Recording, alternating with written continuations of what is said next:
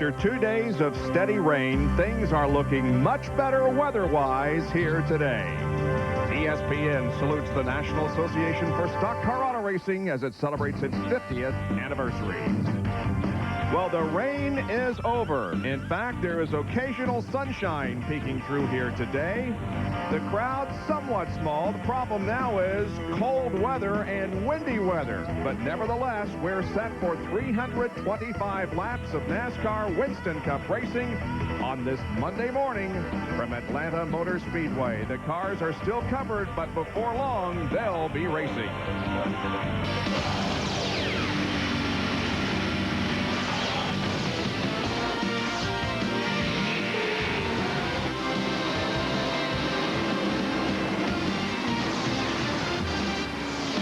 ESPN Speed World welcomes you live to Atlanta Motor Speedway, located near Hampton, Georgia, for the NASCAR Winston Cup PRIMESTAR 500 NASCAR Winston Cup race. Well, it rained this morning about 9:30, and we thought, here we go again, but things have dried off quickly. The track is within racing condition in about 15 minutes. We're set to go. And really, the stories are about the same today as they were yesterday, just a day later. Rain. That really is the story, because these cars practiced on Friday morning for about 1 hour. But that practice was for qualifying, not for racing. And, Ned, they really needed some time on the racetrack, especially this weekend. Benny, I don't think I've ever seen a race that we've gone into that has so many unknowns. Now, they've only run one race on this racetrack since it was reconfigured. That was last fall.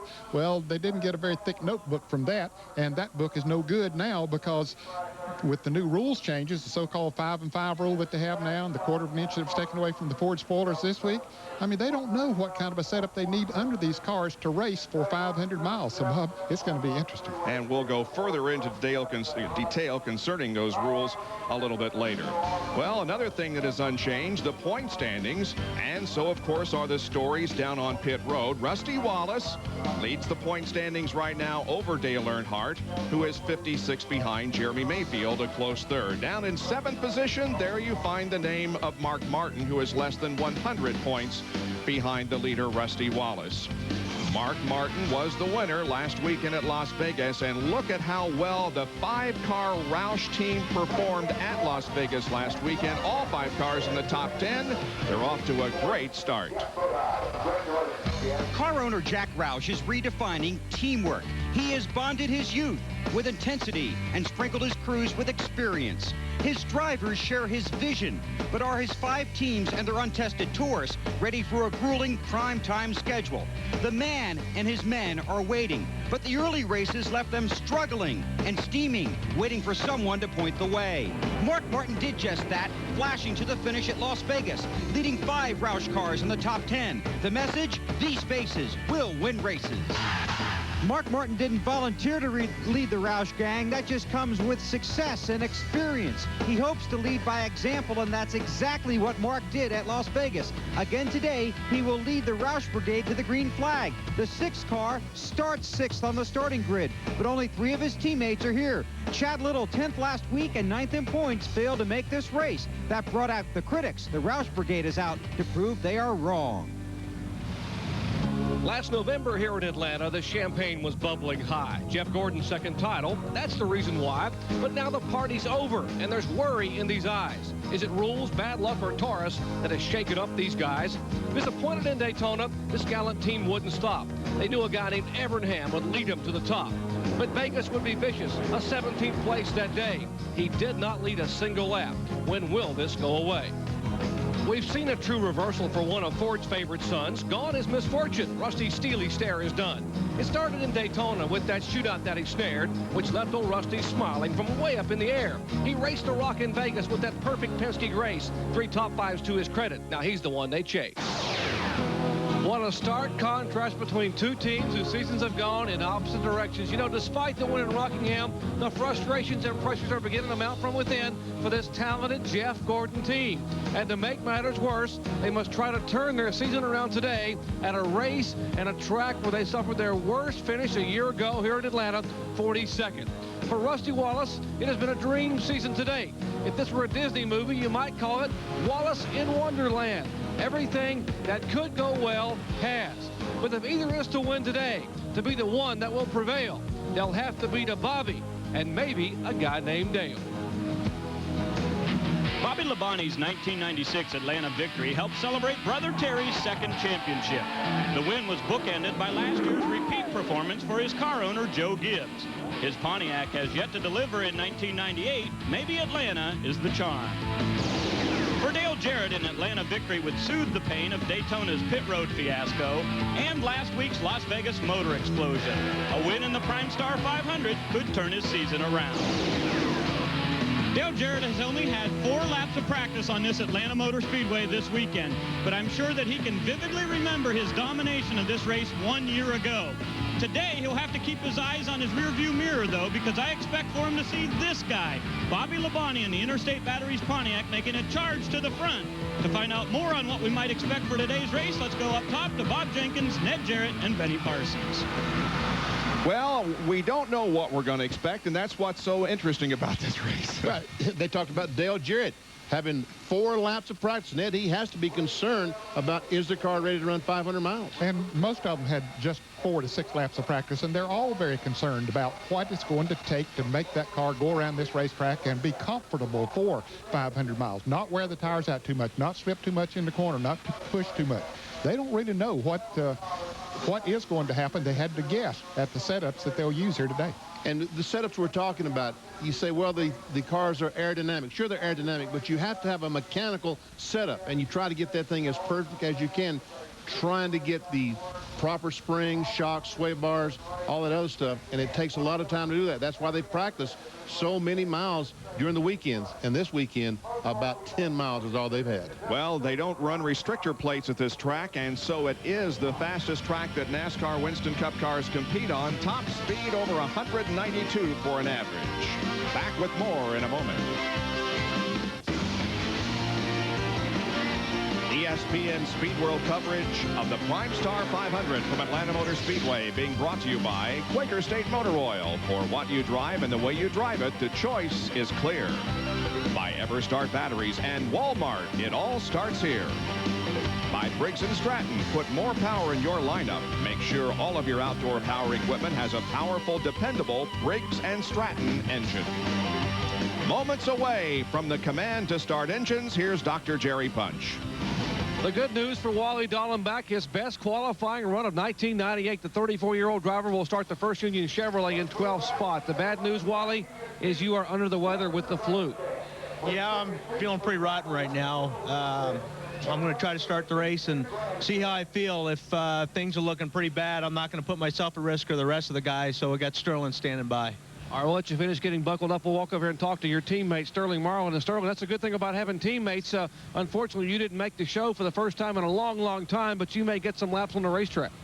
Well, you know, once Wally gets the steering wheel where he wants it, I can't get in it because I'm a little fatter than Wally is, and I can't fit in the car. So he thinks he feels better. He can go all the way. And I was home eating breakfast, got to eating breakfast, and the team called and said, come down. Wally was sick. So flew down, and it's going to help him out if we can, but hopefully he can make it.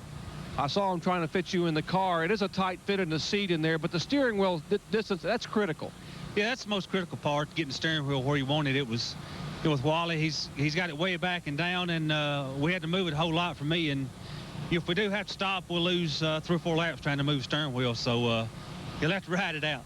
All right, that's what they're doing right now inside the car here. They are adjusting the steering column for Wally Dallenbach. They have 2 members of the Sabco team. See them lowering the steering column to try to get it adjusted for Wally Dallenbach. There was a question as to whether he would even be well enough to start the race, and as you heard, he is going to try to start it and stay in the car. Let's go to Bill Weber. John Andretti gets a good luck kiss from his wife. He sits here on the pole. A year ago, you got your first win driving for Cale Yarborough. Now your goal is to take the King back to victory lane. Will that happen today?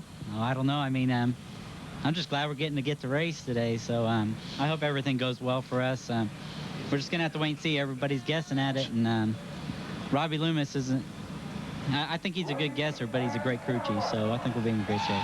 That's John Andretti. He sits on the pole. It's an all Pontiac front row. The first time we've seen that since June of 1991. Outside the front row is Todd Bodine. If Andretti's a big story, Todd's certainly a hot one. He missed the first 3 races. Today he starts outside the front row. He told us on Saturday he thinks he can win here. Well, Bill, Steve Park had a nasty crash here on Friday, which narrows up the rookie battle. Jerry Nadeau about to fire the engine. You've had a couple days to sit around and think about it. Are you ready to go racing? I'm just excited to be here. Right now, we're trying to get this thing started. It's pretty cold out here. We're just looking for a good day. Have fun out there. Jerry Nadeau, one of the rookies in contention for Rookie of the Year honors in NASCAR Winston Cup competition. Right now, those rookie points led by Kenny Irwin, with Nadeau second and Kevin LePage third. You see the injured to the right of Steve Park's name. That's because of an incident that occurred here on Friday. Friday in practice, about 15 minutes to go. Coming off turn 4 at the very top of your screen. Steve Park, something happened to the right front, in the wall hard twice, and then he comes across, hits the wall once again. He will go across the infield grass. And folks, this happened about a half mile ago, 3/4 of a mile ago. Look at the impact with the inside retaining wall. He was taken to the hospital, broken femur, other bones. Jerry Punch, what's the latest? Well, Benny, updating his injuries, of course, he broke his femur, the large bone in the right leg. That's the thigh bone. He also broke his shoulder blade and his left collarbone, the clavicle. Now, he had his femur operated on the next morning, or that evening, actually, at Georgia Baptist Hospital. He is now out of intensive care in a regular room. But I am told by people who have been there and talked to him, and some of the family and Dale Earnhardt, that he is very, very uncomfortable. Bill Elliott told me that of all the injuries he's ever had in motorsports, his broken femur 2 years ago was by far the most painful thing he has ever experienced. And you add to that a broken shoulder blade and a broken collarbone, and you understand what 30-year-old Steve Park is going through. A lot of pain, a lot of rehab, probably 3, 4, maybe 5 months. But the good news is he should totally heal and be back by late 1998. And from all of us at ESPN, the best in the recovery for Steve Park. When we come back to Atlanta Motor Speedway, we'll talk about the 43 cars and drivers that will make up this field in the PRIMESTAR 500. It is a beautiful sight we see in Atlanta. Cars are rolling onto the racetrack, and we thought maybe this moment would never arrive given all the bad weather that we have had here today. It is cold, and that's the reason that the cars sat so long on pit road, warming up the engines and the transmissions. They're going to do 3 laps to not only get everything warmed up, but also to take a look at the track to see if it is in good condition. And from the way it appears up here, it is indeed raceable condition. Normally these cars would take 2 laps, but let's face it, these cars have not moved. They were not able to jack them up and run in the gears and transmissions and wheel bearings this morning. So these are the first laps these cars have rolled since yesterday afternoon. And the only rolling they did then was rolling out of the garage on the pit road and pushing them back into the garage. Let's take a look at the EverStart Walmart starting lineup for today's race after we tell you there are 14 Chevys, 22 Fords, and 7 Pontiacs in the field. Chevy right now leading the point standings over Ford. All right, now here's the EverStart Walmart grid. John Andretti, who'll celebrate his 35th birthday on Thursday, has the pole, and Todd Bodine has his first race start of 98. Second row, Dick Trickle, his best start since Dover in 96, and last year's winner, Dale Jarrett. In the third row, Kenny Irwin starting in the top 10 in his second straight Atlanta race, and the Las Vegas winner, Mark Martin. Row number 4, Robert Presley, his best start in this car, and Terry Labonte in his 40th Atlanta race. Jeff Gordon starts in 9th position. His worst finish of 97 was in this race, 42nd last year. Jeff Burton alongside was 5th in last year's race. Jimmy Spencer and Wally Dallenbach in the 6th row, with Spencer off to his best start of his career. Then we find Lake Speed in row 7, and Bobby Labonte, the winner last fall, on the outside of row 7. Johnny Benson, the pole winner here in 1986, on the inside, and Mike Skinner, his 50th NASCAR Winston Cup start. In row 9, Ward Burton, his last top 5 was here at the Atlanta Motor Speedway, and Jeff Bodine, the pole sitter last fall, had over 197 miles per hour. Jerry Cope on the inside of row 10. Garrett Bradbury, his first start in 1998, he's on the outside of row 10. In row 11, Joe Nemechek and Rusty Wallace. What a great start Rusty Wallace is off to in 1998, the points leader back in row 11. In row 12, Ricky Rudd and Kenny Wallace. In row 13, Rick Mass, a pole winner at Rockingham 2 races ago, and Jeremy Mayfield, teammate to Rusty Wallace, a terrific start for he as well in 1998. In row 14, Brett Bodine is here, minus his brother-in-law crew chief has been with him for 2 or 3 years. He will make the decisions today. And on the outside of row 14, Hutch Strickland. And in row 15, we have Greg Sachs in the Cale Yarborough Motorsports Thornapple Valley Ford, and Dale Earnhardt. Big winner here at the Atlanta Motor Speedway. Row 16, we have Bill Elliott, who also is a big winner here in Atlanta, and Michael Walter trying to win his first ever NASCAR Winston Cup points race. And in row 17, we have David Green and Kevin LePage. Kevin LePage, one of the rookie contenders this year. And in row 18, we have Jerry Nadeau, another of the rookie contenders, along with Ricky Craven. Row 19, we have Ken Schrader sitting on a provisional, and Ted Musgrave, who also had to take a provisional. And so did Kyle Petty in row 20 and Steve Grissom. Bobby Hamilton and Ernie Irvin make up row 21, all of those on provisionals. And Darrell Waltrip, taking a champion's provisional, will start 43rd. And here's a look at the drivers who failed to qualify for this event. Phil Parsons subbed for Steve Park after the crash. Jeff Green, Sterling Marlin ends a streak of 332 consecutive races. Dave Marcus, Andy Hillenberg, Chad Little, 9th in the point standings, unable to make the race, and Morgan Shepherd. And the reason these guys had trouble getting in the field is because, of course, they still use the 97 points at this point of the season. Here's a report from Bill Weber.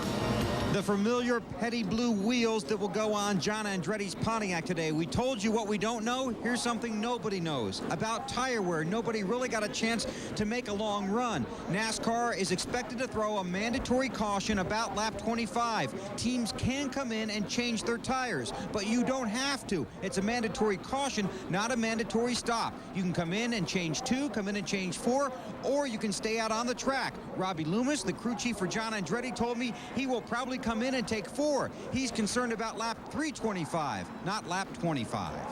A lot of those guys in the back will be coming in and changing 2 tires, and some of them may not even stop at all trying to get this track position we talked so much about in NASCAR Winston Cup racing. The competition is so tight. Fields are so tight, passing is very difficult. We updated you on the condition of Steve Park. There were a couple of ARCA drivers injured in their race. Doc has the update. Bob, 53-year-old Bob Kelly injured in lap 1 of that 300-kilometer ARCA race on Friday. He was the most seriously injured of the 2 drivers, suffering a fracture, a compound fracture of his lower leg, fractured the right heel, broken ribs, a collapsed left lung. Airlifted to Georgia Baptist Hospital, underwent surgery. We are told his condition continues to improve, and he is stable at this point. Now, ARCA veteran Mark Thompson suffered a period of unconsciousness due to the impact in turn 2. He was taken to Southern Regional Medical Center, underwent a CAT scan. The CAT scan of his head was negative. He was kept in the hospital for observation. I'm told they are to repeat the CAT scan, and they don't expect to find anything of significance. No other apparent injuries thus far on Mark Thompson. All right, thank you, Doc. You can see that for a Monday morning, we have a doggone good crowd here at Atlanta, and despite the very, very inclement weather that still hangs around, it's very cold and windy right now. Our race analysis shows that we'll race 325 laps, just a little over 500 miles. Earnhardt has the track record. They'll stop for fuel between 55 and 60 laps. Of course, we will have that caution that Bill talked about on lap 25, and the purse is almost $2 million. Let's go to the onboard cameras. We'll be carrying today Kyle Petty, the Players Incorporated onboard camera. I never see Ted Musgrave's PrimeStar Ford Taurus. Ricky Craven right in front of Ted Musgrave will also be having an onboard camera, the Bud camera. Jerry Nadeau, the First Plus Financial car, will be carrying our First Plus Financial onboard camera, starting back in 35th. And Elliott, his teammate, the McDonald's Ford, McDonald's onboard camera, starting in 31st spot. And our points leader, Rusty Wallace of Miller Lite Ford, has an onboard camera. He'll be starting back in 22nd spot. And this is Derek Cope's Gumout car carrying a Briggs & Stratton onboard camera today. And there's the last week's winner, Mark Martin of Valvoline Ford, with his customary onboard camera. We have an all Pontiac front row. The first time since Michael Waltrip and Rusty Wallace were on the front row at Dover in June of 1991. The green flag is finally about to fall on the PRIMESTAR 500 from Atlanta Motor Speedway.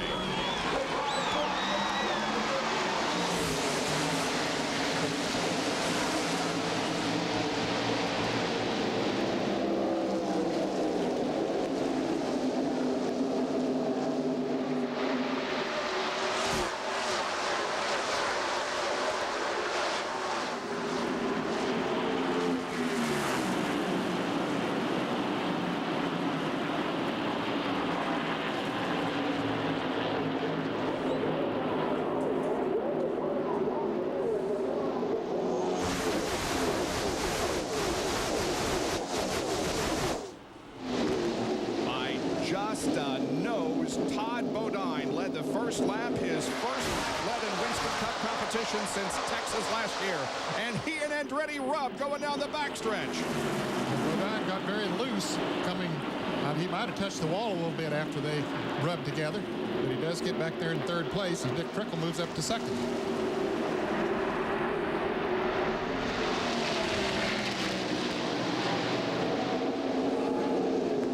Bonnie on the outside of Mark Martin, trying to take a spot away.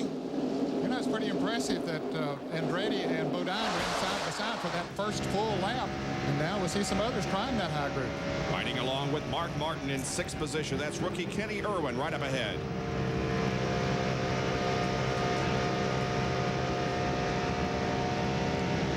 Well, we understand that Todd Bodine did not touch the wall when he and Andretti touched over there, so... And Kenny Irwin goes by Dale Jarrett on the front stretch, takes a spot away. Good qualifying lap for Kenny Irwin this weekend. And a good run so far, already in 4th spot. Front 3 cars have pulled away from Kenny Irwin. There they are, John Andretti, Dick Trickle, and Todd Bodine. And Bodine has a good run here coming off corner number 4, trying to take 2nd place from Trickle. And he's been down on the inside. Looks like he'll have him going into turn 1. He does. The 90 car. Rusty Wallace having some problems. Kenny Schrader, one of the provisionals, already on the back bumper of Rusty Wallace. Rusty shown on 32nd position the last time by. After starting in 22nd, so Rusty's lost 10 spots. You see Steve Grissom coming up on the inside of Schrader.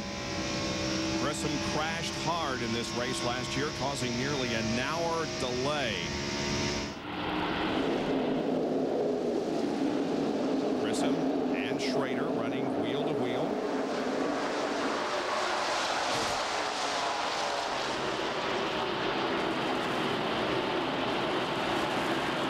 It's Bill Elliott behind Schrader.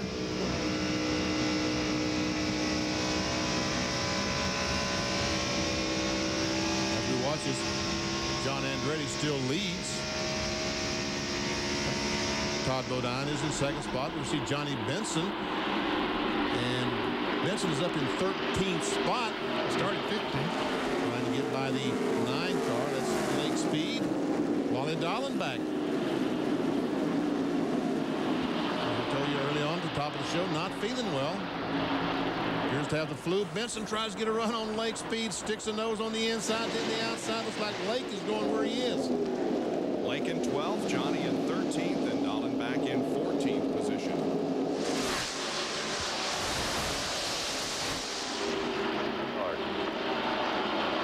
Johnny Benson has a run down the backstretch, but I still don't think he's going to be able to get around Lake Speed. Here's where he needs to get the run, off the corner. This is where you pass in NASCAR Winston Cup racing. From there... There you go, buddy. The only place he's beating you is a little bit off the corner. Just hang with it. You're doing real good. 29.80. This is the Lake Speed spotter. Telling Lake Speed he's doing good. He ran 29.80. They qualified around 28 seconds flat. Dig it. You look nice. Be nice and smooth. Keep digging. Dig hard. Back up front, it's still John Andretti, but Todd Bodine is right there for the challenge. And now those 2 cars have broken away from everybody else, leaving Dick Trickle more than a second behind. Boy, Bodine has got back around Trickle. Remember, he dropped back to third when he and John Andretti got together a little bit there about the second or third lap. And now he has caught Andretti. It's a fast car. You would think that Todd Bodine maybe is thinking, hey, I've got something to prove. We haven't made a race so far this year. I know I have the ability. I know the team has the ability, and he's looking for a very strong performance here this afternoon. Meanwhile, here is Dale Jarrett coming up to challenge his teammate. But couldn't make the pass going into turn one. He had a nose up alongside. Irwin just drove her on down into the turn and beat the 88 car. Mark Martin watches this battle. We're on board with Mark Martin on the roof of the Valvoline Ford. Right on that white line.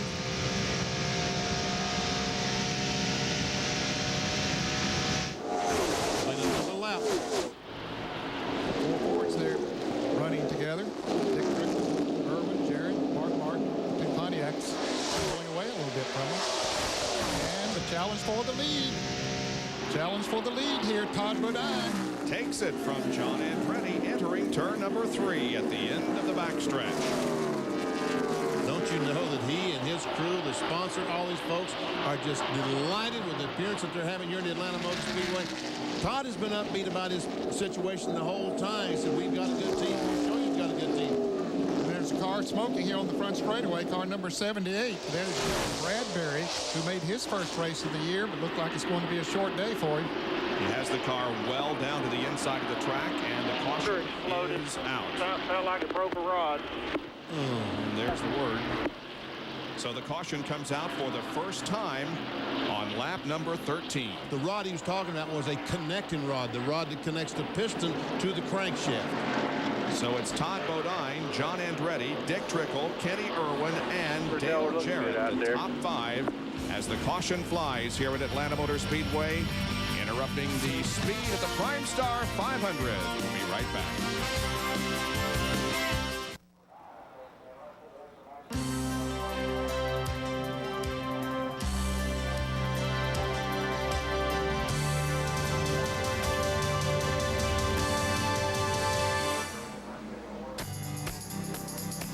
Each race will look back on the past 50 years as NASCAR observes its golden anniversary.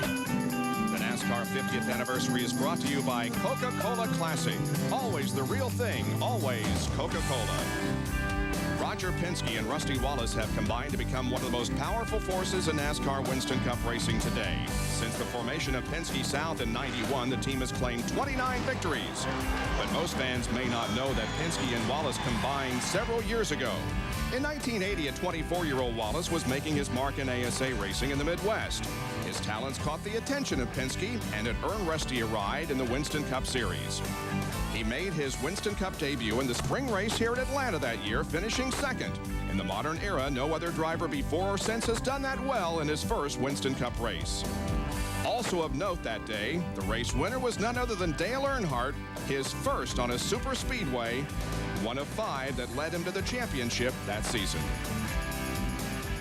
Rusty Wallace is in his 430th race here at Atlanta Motor Speedway. He has 18 poles, 47 wins, and 143 top fives, 429 starts.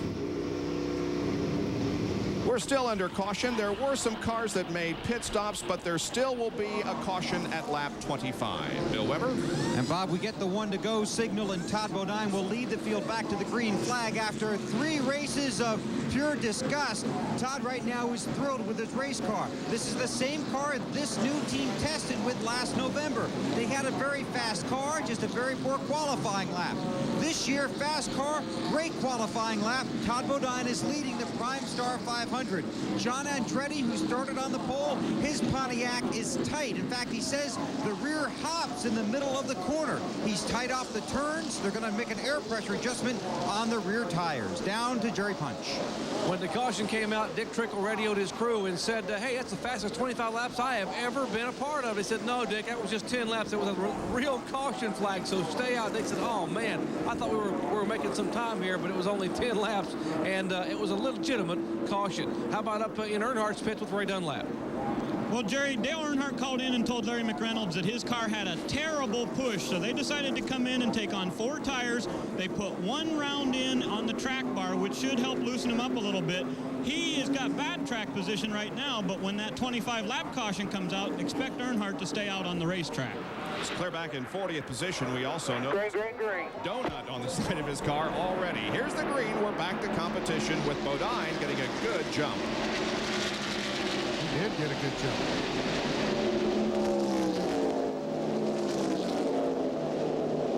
All these cars in the back did make pit stops once again. To lose by making a pit stop, and when that caution comes out on 25 in the leader's pit, no doubt a lot of those cars will stay on the racetrack, especially if the car's driving okay. And we wonder how many of the leaders might get. They might go look at the tires that were taken off of those who did. Oh, a car in the wall in turn 3, hard into the wall. Mike Skinner. Terrible blow to the right front. And Benny, it looked very similar to Steve Park's crash. The car just took off right to the outside wall and hit it hard. He did hit it. Oh, gosh, he hit it hard. Oh, Skinner, boy, is that good news to see him taking that wind on that down. It sure is. Moving around in there. We're trying to get the wind on that down. That's the sign to the safety workers that he is okay. Wow, taking off the clubs. Well, it's good to see that because I saw that thing go up into the wall and hit, and it was hard. Man, really good news to see him moving around. As he's moving around, he's not just, he's trying to take his helmet off. He's trying to get out of that car. He's probably mad at somebody why he wants to get out so bad. And he mentioned during our driver and starting lineup intros that this was his 50th NASCAR Winston Cup race, and it has not been a good one for Mike Skinner, but he's okay. You see how far that windshield, and Mike sits down beside the car, but the windshield had been knocked over to the left side. Bill Weber? Well, early speculation is that Mike Skinner may have had a tire going down and just talked to the crew. That's what he radioed back to them, that it felt to him like he might have blown a tire, and that's what put him in the wall. And judging from what you guys said, it certainly sounds like it could be a possibility, perhaps running over a piece of debris. But that's the preliminary report on Mike Skinner.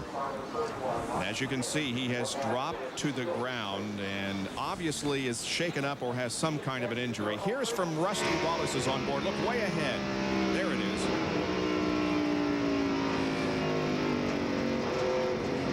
Just came off the bottom groove, as you said, Bob, just shot straight up to the wall, and the leaders are in the pits. Indeed they are. Todd Bodine is in, so is Kenny Irwin. Let's go down to Bill Weber. Well, all these guys were waiting for the mandatory caution. Now they're going to go to work now. Right side of Todd Bodine's Tabasco Pontiac. Swing around to the left side. 4 tire stop.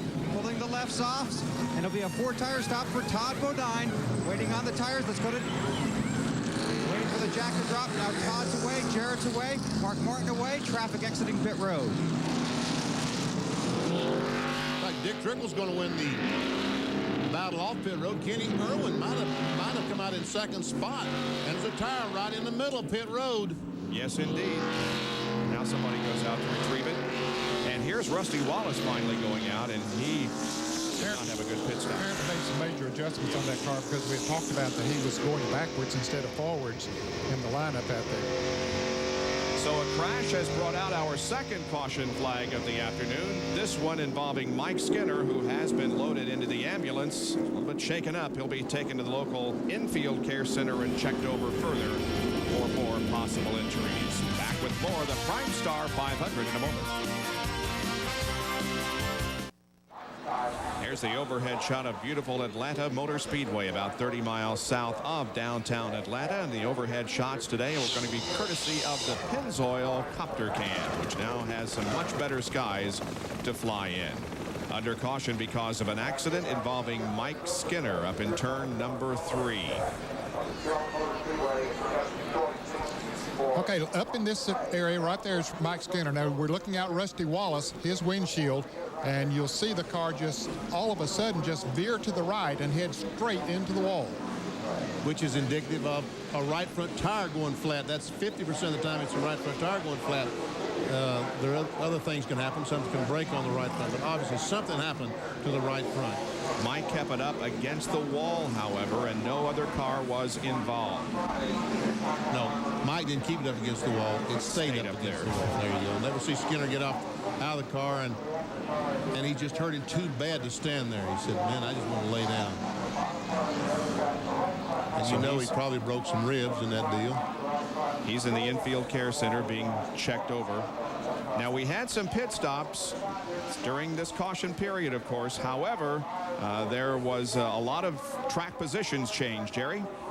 Well, indeed, Bob, and let me update you on the tire situation. We told you earlier that Goodyear had requested from NASCAR a mandatory pit stop at lap 25 to check the tires, because Goodyear's #1 priority is safety. Their primary concern was the right rear tire. This is the right rear tire off the 88 car of Dale Jarrett. And what they were concerned about was this: the outside shoulder, this inner 2 inches or outer 2 inches of the tire. They were concerned about this new tire they developed maybe having some slight tears that would be grip related, not blistering, but grip. So much good grip that it would tear along the outside shoulder. After 20 laps, we checked among the leaders, and we have not seen any tearing whatsoever on the right rear. The wear has been very, very good. In fact, we may see another caution flag around lap 50 to let them run 30 laps under green flag to check the tires once again.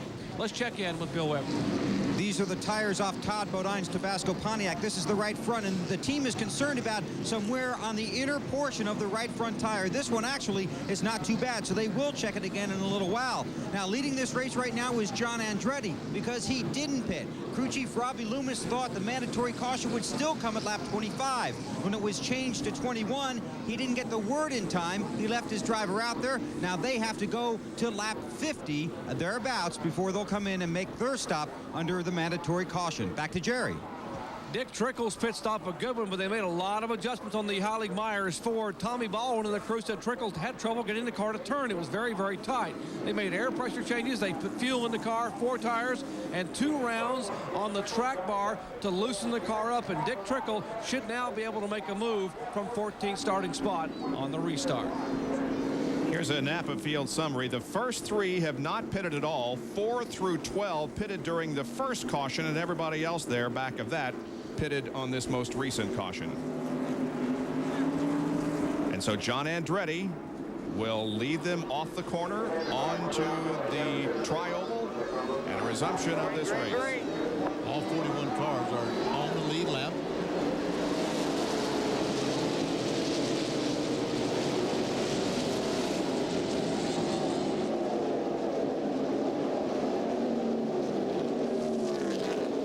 Mayfield wants to lead. He wants to get 5 bonus points, but he couldn't get it coming off turn 2. He thought he had a run on him, but he couldn't quite make it.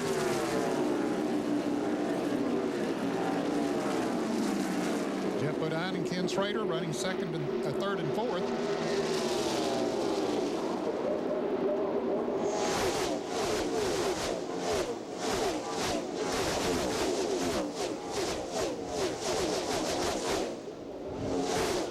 There you see the entire field has gone by our speed shot.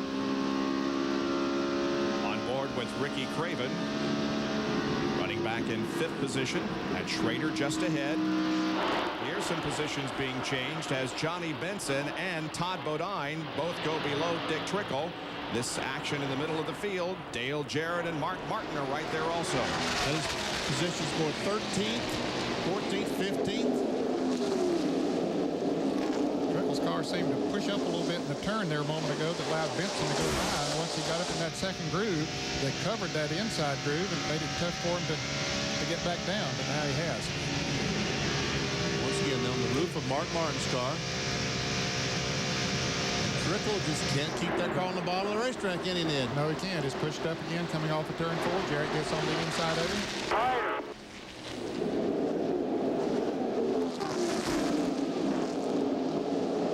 Drives are deep on down in the turns, even though he's on the outside. Mark Martin now comes up to see if he can dispose of. And Jerry has more. Just talked to Tommy Baldwin, Dick Trickle's crew chief. They thought they had made adjustments to loosen the car up, but Dick says the car is still very, very tight. Just as you guys are describing, the car goes all the way up across the racetrack. Dick is right-handed, pulls the steering wheel all the way over to get the car to turn, and even then, it barely will make the turn, so they're going to have to make some more adjustments on the next pit stop. And that's a situation that you don't want when you've got a possible tire situation. You don't want that car pushing too much, because that right front is one that you want to save. It's like the 75 car of Rick Mast is losing positions, and so is Bobby Hamilton, who's up in the outside lane with traffic going by. If you look like he's really struggling. Ever see Hamilton? In the 18th car, Bobby Hamilton had to take a provisional in the Kodak Film Chevrolet. Now currently running in 26th spot. Yep. He was up in about 18th last lap, lost that many. If history repeats itself, if he'll keep up with that 18th car, he'll be in pretty good shape before the day is over. Here we have the Wallace brothers. Rusty looking back on brother Kenny. It's 27th and 28th.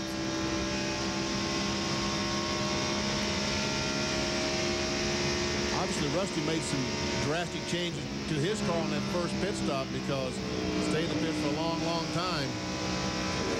He's way back in the field. Here's Jeff Bodine and Derek Cope as they battle for third position. Ted Musgrave is back in the fifth spot. Never seen Musgrave. Cope had a notion. Look to the inside, off corner 4, drop behind Jeff Bodine. That's Musgrave. They're trying to get around the fourth place car and Dale Earnhardt's caught on the outside, and cars going by. Yep, he sure is. He's lost several positions in the last few laps. There goes Robert Presley. Remember, Earnhardt was one of those who pitted on that first caution. And one of the guys down reported his car was pushing and made some changes. Obviously, we'll have to make some more to get his car on the very bottom of the racetrack. And here comes Bobby Labonte. With Joe Nemechek.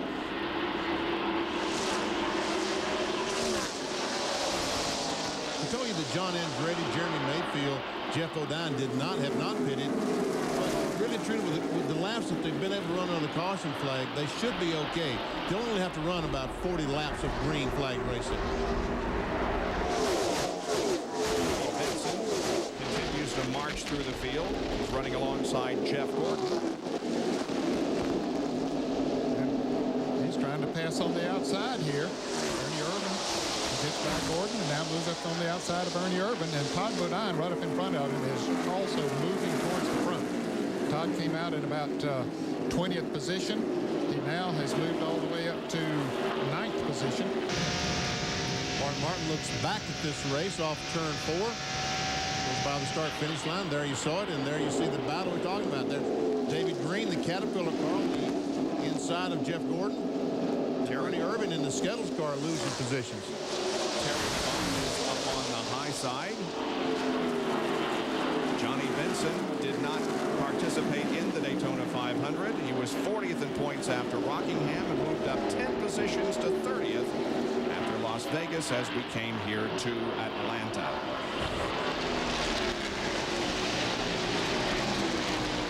Showed you Bobby Hamilton a moment ago, and the reporter down there, they're saying he's tight. Wasn't that what they said, Ned? Yeah, said it was extremely tight. That means that it was not turning going into the turns or coming off in particular.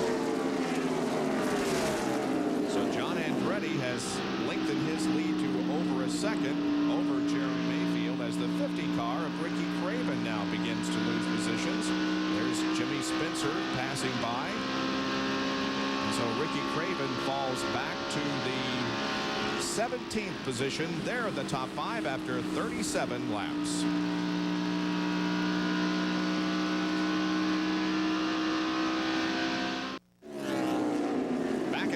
Speedway for the PrimeStar 500, where Jeremy Mayfield has taken the lead from John Andretti. Andretti had a full second lead, and all of a sudden it disappeared, and then he's still second. I'm guessing someone from Andretti's pit, like Robbie Loomis, someone said, John, you're setting too fast a pace. Slow down, and let's just ride there until that pit stop at lap 50, change the tires, and then see how hard you can drive.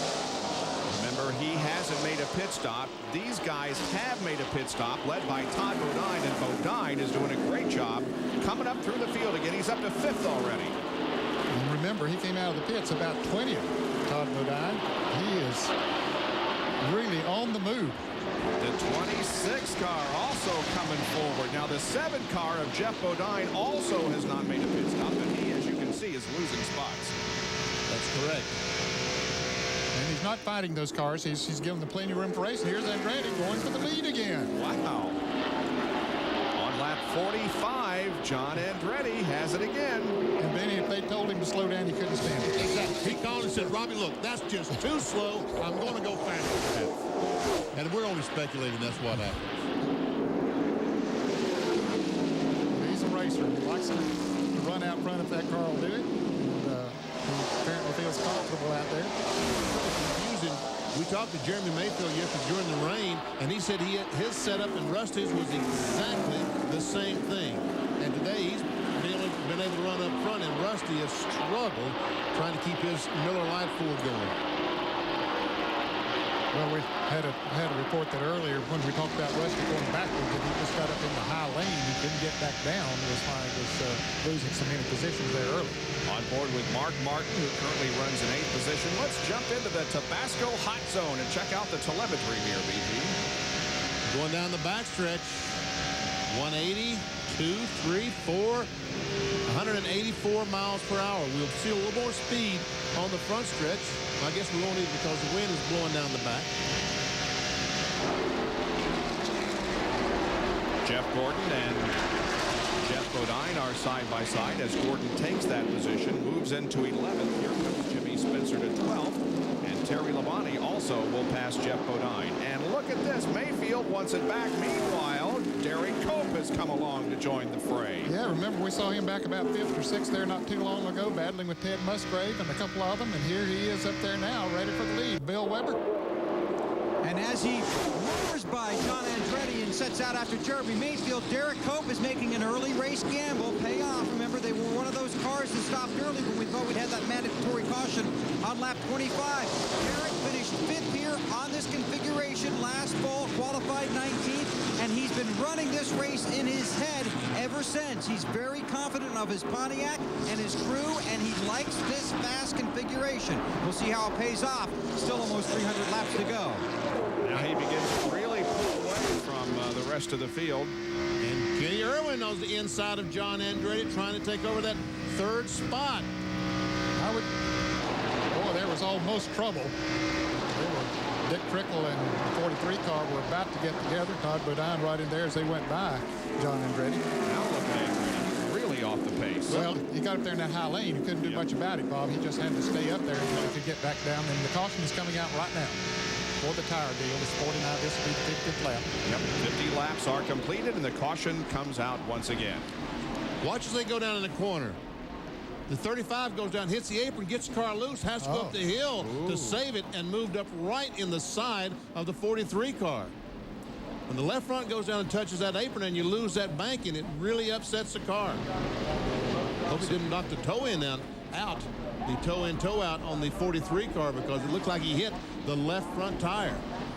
Well, Bodine and Andretti had a brush in the very early opening laps of this race, and they come together once again as we are under caution number 3, lap 51. I doubt very seriously that any of the cars will stay out. Did you, Ned? No, I expect even those that stopped on the last caution, I expect they'll come in too. They've run about, what, 30 laps since then? Now, during the last caution, we did have Wally Dallenbach come in as a tire went down on that car just after the green went out, and he has lost 2 laps. But other than that, and the cars that are out of the race, Skinner and Bradbury, everybody's on the lead lap. Here's Jerry. First pit stop of the day for our leader, Jeremy Mayfield, who has not pitted as of yet at 45 miles an hour. 12, 30, and 28, 3 wide. We're going to stack these pit stops, triple split pits. Mayfield's Mobil 1 Ford. First one to come in, they were debating putting a half a round of bite in the car, and they indeed will. They'll put a handle in the left rear. They're trying to get it in. Right side tires are already going on. Likewise, we're checking the top 9 pit with Bill Weber. Right side's already on, going around to the left. Wedge, 1.5 rounds out. 30's out. Here's Jerry.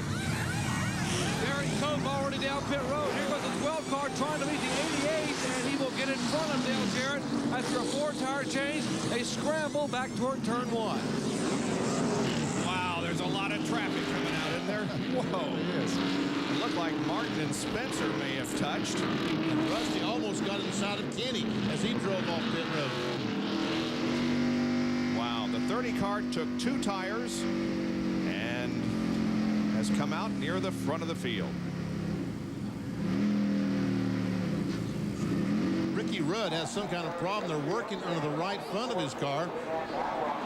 They'll probably put in the rubber in, taking the rubber out, something, trying to change the suspension on his Tide ride.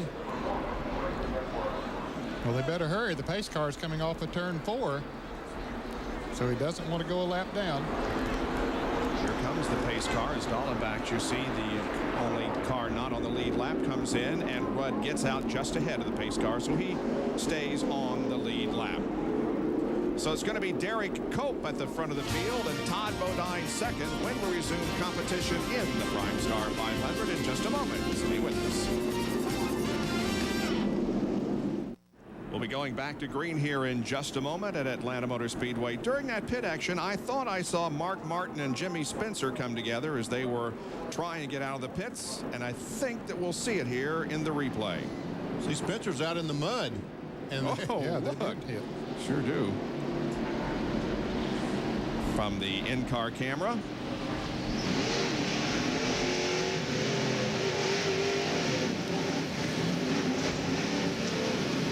Sounded like there was some contact. Oh, yeah. Let's get back on the racetrack. Mark pulled up beside Spencer and looks over and says, hey, hey. I'm sorry about that. Didn't know you were out there. If you read sign language, well, then you know what he said. Okay, let's check the pit stop summary. Jeremy Mayfield was the leader when the pits began. He's now 4th. Derek Cope has moved from 2nd to 1st. Irwin 3rd to 2nd. Todd Bodine 4th to 3rd. And Trickle lost 7 positions in those pit stops. Down to Jerry Punch. We told you the Gumot Pontiac driver, Derek Cope, only made a 2-tire change. He'd actually pitted the very first time on lap 12 and put on all 4 tires. And these are the right side tires that came off that Pontiac. Take a look at the right rear tire. On the inside shoulder, this line right here, that is that grip-related separation or tearing we're talking about. All the way along the inside shoulder, about 2 inches from the edge on the right rear of the 30 car. A lot of teams are looking at this and are a little bit concerned. Green flag comes out, back to racing. Derek Cope is leading his first NASCAR Winston Cup race of 1998, and Wally Dallenbach in the 46 cars trying to get his lap back. Looks like he may do it. Yeah, he does move out in front, and that cost Derek the lead. Kenny Irwin takes a look, and here comes Todd Bodine. Whoa, look at him. And it's Todd Bodine in front. Oh, man. Like he was shot out of a cannon, I'm telling you. That's about the way that Tabasco Pontiac has been running here at this race, like he's shot out of a cannon. Wow.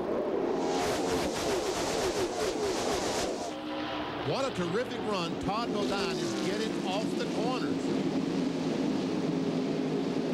So Wally Dallenbach's chance to get a lap back against Todd Bodine looks like it's going to be short-lived.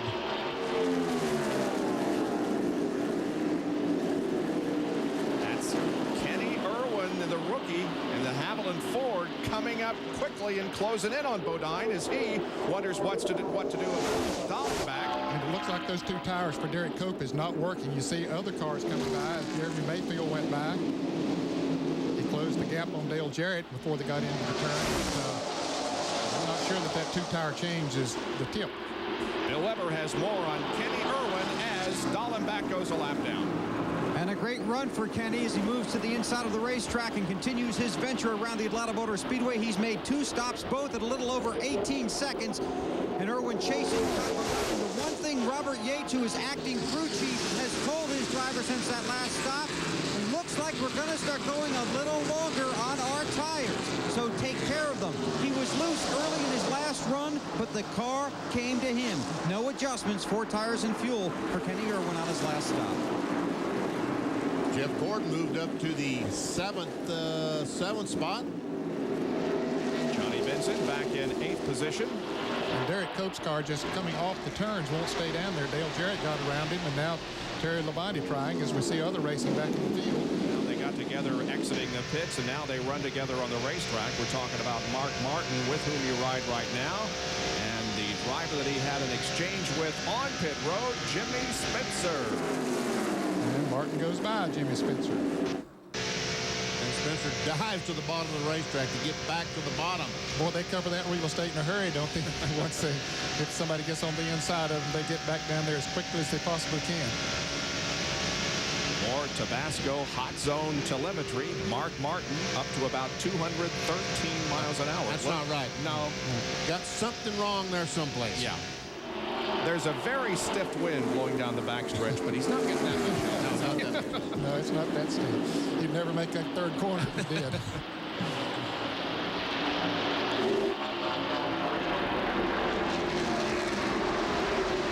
Big trickle. Spencer's struggling right now. Yep. So Mark Martin go by. Well, anyway, he's not that far ahead of him. There's a lap or so ago. Kenny Schrader in the Skoll car is in front of Mark Martin. He's struggled this weekend trying to get up to speed.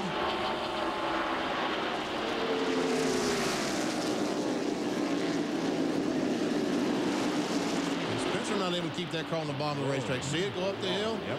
Trickle just drives under. So does Jeff Burton. Looked like Spencer's car was loose, Ned. Looked like he was chasing the back end of the car up the hill. Yeah, it looked more that way than a push. That's Ted Musgrave in the 16 car, now right behind Spencer. Up front, Terry Labonte has gotten around Derek Cope and he's in the 5th position. There's our leaders. There's Todd Bodine, Kenny Irwin. Let's go to Ray Dunlap, who has an update on the condition of Mike Skinner, who crashed early in this race. Richard, we saw Mike took an awful hard hit out there. Can you tell us how he's doing?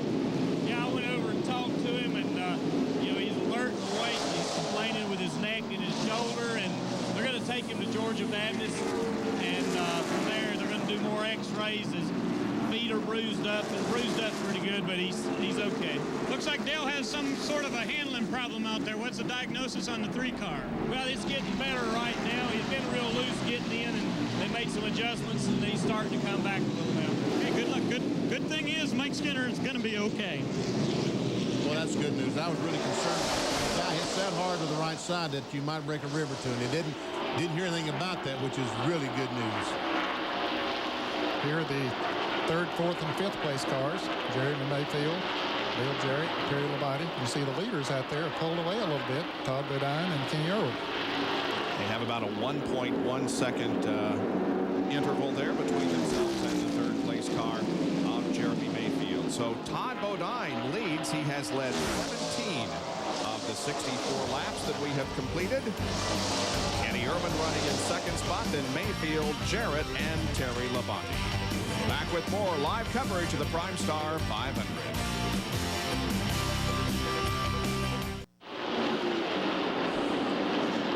Todd Bodine continues to set the pace in the PrimeStar 500 from Atlanta Motor Speedway with Kenny Irwin right there on his rear spoiler. Back in 3rd spot, Dale Jarrett, Terry Labonte 4th, Derek Cope 5th, and the guy that has lost some spots in the last couple of laps, Jeremy Mayfield, who's dropped back to 8th. Jerry Punch has more. We told you on Jeremy Mayfield's pit stop they were going to put about a half a round to a round of bite in the car because the car was loose, and they did add that, but the car did not improve that much, particularly with Dale Jarrett and a few of the cars that were right behind him. The car was getting looser and looser, so he let those guys go by, trying to get the car tightened up, and apparently it helped momentarily, but he's still in pretty significant traffic.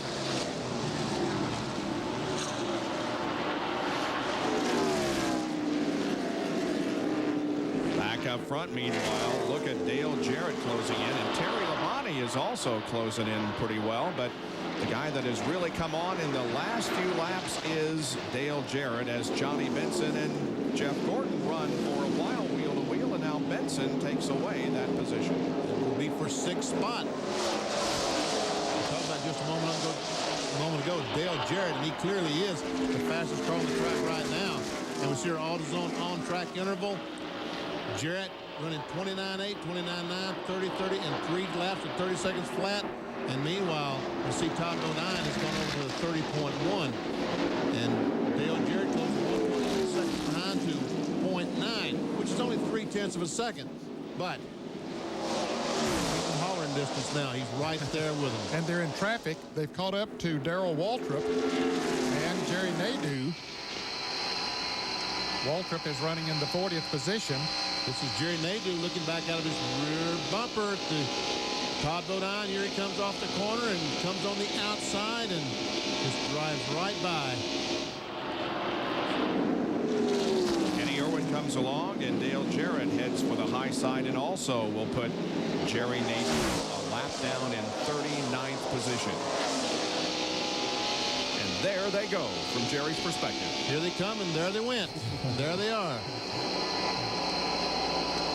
Jerry Nadeau's car go uphill, goes to the corner, and up the hill he goes as Terry Labonte goes by. And so does Johnny Benson.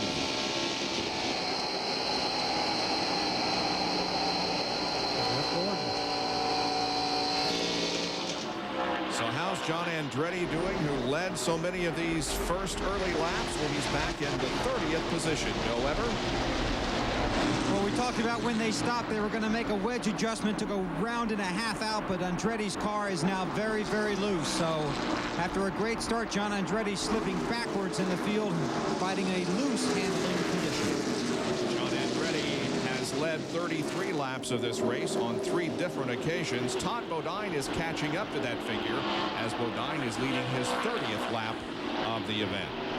And Dale Jarrett is closed up on his teammate right on the back bumper. And we see Mark Martin going by Jeremy Mayfield as Jeremy continues to struggle. He's gone back to 9th spot now.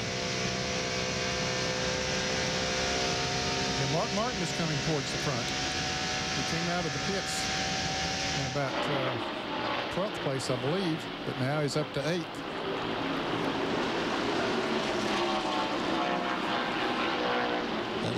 That last lap by, Johnny Benson was the fastest car of the cars in the top 6. But Jarrett continues to be one of the fastest cars on the racetrack, Jerry. Just spoke with Todd Parrott a moment ago on that last pit stop, Bob, when they made an adjustment on the 88 car. They basically changed the track bar, took some bite out to free the car up, and that has significantly improved Dale Jarrett's car. Just so the car is much, much better now. Obviously, that's proving out with the lap time. Indeed it is, and more from Bill Weber.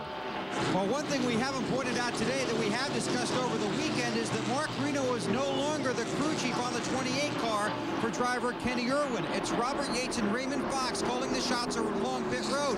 What they want Kenny to do is follow Dale Jarrett. They want him to follow Jarrett and learn where he's running. And the most concern right now is about the 28 car tires. If Irwin follows Jarrett, he can learn his groove and also learn how DJ protects his tires. Fastest lap that lap was Terry Labonte. Terry Labonte and the Yates cars, and there we go. Kenny Irwin goes for the lead, and he has it coming off the corner. And he led to the strike, so he gets those 5 bonus points. That will be the first lap that Kenny Irwin has led in 1998. Thing to move over and let your teammate go by when you're in second, but it's going to be a little tougher when you're first. Yeah, you might have second thoughts on that. Of course, I'm sure that they wanted him to get up there and lead a lap and get those 5 bonus points. Helps out in his rookie standings and all of that as Darrell Waltrip comes into the pits. And so does Hud Strickland. And Jeff Gordon has a problem and heads down pit road. This would be an unscheduled pit stop. He was running in 11th position, but now relinquishes that to come in for the stop. Ray Dunlap. Well, Jeff Gordon's 24 car is on pit road. They're going to the right side, guys. They're going to put tires on there. It looks like this will be a 4-tire change, but very costly under green. They will go to the left side now. 4 tires on this stop. Could be trouble, but other cars are getting ready to come down pit road. And the 24 car has been clocked for entering pit road too fast. NASCAR official standing in front of him, giving the penalty. That's why he's not moving. Oh, man, that's going to be a tough situation there for him as the leaders are in heavy traffic. They'd lapped the car of Ricky Craven. Now they get back out of the inside, and Terry Labonte and Johnny Benson are catching up to the leaders now. And Jeff Gordon is going to go 2 laps down as here come the leaders as Jeff just comes out of the pits. And Jimmy Spencer is off the banking heading for pit road. David Green is going out of the pits now. Rick Mast is in the pits. I said unscheduled pit stops. Well, it's certainly earlier than they wanted to come in, but maybe the tire situation dictated. They've been about 30-some laps since the green flag waved. Ray Dunlap. Well, Jimmy Spencer's No Bull Taurus is in, but it looks like trouble as the hood is going to go up on the 23 car. The crew didn't even bring tires across the wall, and folks, that's always a bad sign. Jerry Punch. Unscheduled pit stop a moment ago for Joe Nemechek, and let me show you what drivers and crew chiefs did not want to see. This is the inside shoulder of the right rear tire, and folks, that right there, that is the cord showing. So the grip is so good at this racetrack, it is literally ripping the rubber apart. There were a half a dozen crew chiefs here who came down and looked at this tire and went back and are now telling their drivers, if you feel anything, come on the pit road. Let's not chance it. Come in, we'll change them, and then we'll let you know whether it was a good or a bad call. Wow, that is something that will be of concern to all of us here as the laps tick away in this event. Well, Kenny Irwin continues to lead. He comes up to try to lap the 42 car of Joe Nemechek and put him 2 laps down. Joe is already 1 lap down in 34th spot. Kenny Irwin has finished 19th, 26th, and 36th in the first 3 races of the year, and Johnny Benson has moved himself up to 4th. And Terry Labonte moved up to 3rd. Both of them went around Todd Bodine. The other cars make pit stops. Wally Dallenbach is one of those, and Robert Presley. So rookie Kenny Irwin from Indianapolis, Indiana, has the lead of the PrimeStar 500. We are 86 laps into this 325-lap event. We have a new leader at Atlanta Motor Speedway as Dale Jarrett has passed his teammate and now is in the lead. He becomes our 6th different leader of the afternoon. We have had 9 lead changes. Pit stops occurring. Terry Labonte drops out of the top 5 for a tire change. Ray Dunlap. Well, Bob, their first pit stop was terrible. They lost about 8 positions after an air gun jammed on them. But the second pit stop, they picked those positions back up. They're hoping for a fast one here. They definitely wanted to do it under green, though, because they saw Jeff Gordon's right rear's tire was totally 17.9 seconds. A good stop for the Terry Labonte team. It's back into contention. And he was one of the fastest cars on the racetrack. He was running in 4th position before he made his pit stop. And this is how Dale Jarrett became our 6th different leader of the afternoon. Came off of turn 4 and dipped to the inside, and I think Kenny Irwin backed off and let him go right there. Didn't fight him going into the turn. In the first 3 races of 1998, Dale Jarrett has certainly been behind last year's performance, but he's certainly beginning to turn things around also. Last year was 3rd in points coming into this event. This year he's 27th. Hasn't led nearly as many laps. And look at the average finish difference between last year and this year. But as I said, Jarrett is definitely beginning to get things, it would appear, in order. We might mention that Jimmy Spencer has dropped out of the race with a blown engine. That is significant damage to him because he came in 4th in the point standings after recording 2 top 10 finishes at Rockingham and Las Vegas and a 15th at Daytona. Here's the 26 car of Johnny Benson, who's running in 3rd position, about 3 3/10 seconds behind the leader. Right now, the first 6 cars are the Ford Taurus. As Dale Earnhardt in the Chevrolet is on pit road making the 4-tire change.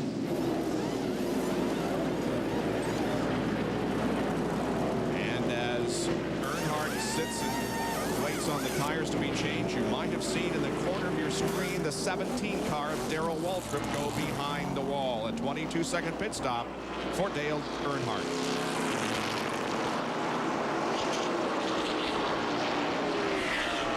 So they've run about 47 laps since that 50-lap caution that was thrown. They haven't run that many green flag laps. They're going to run a few under caution.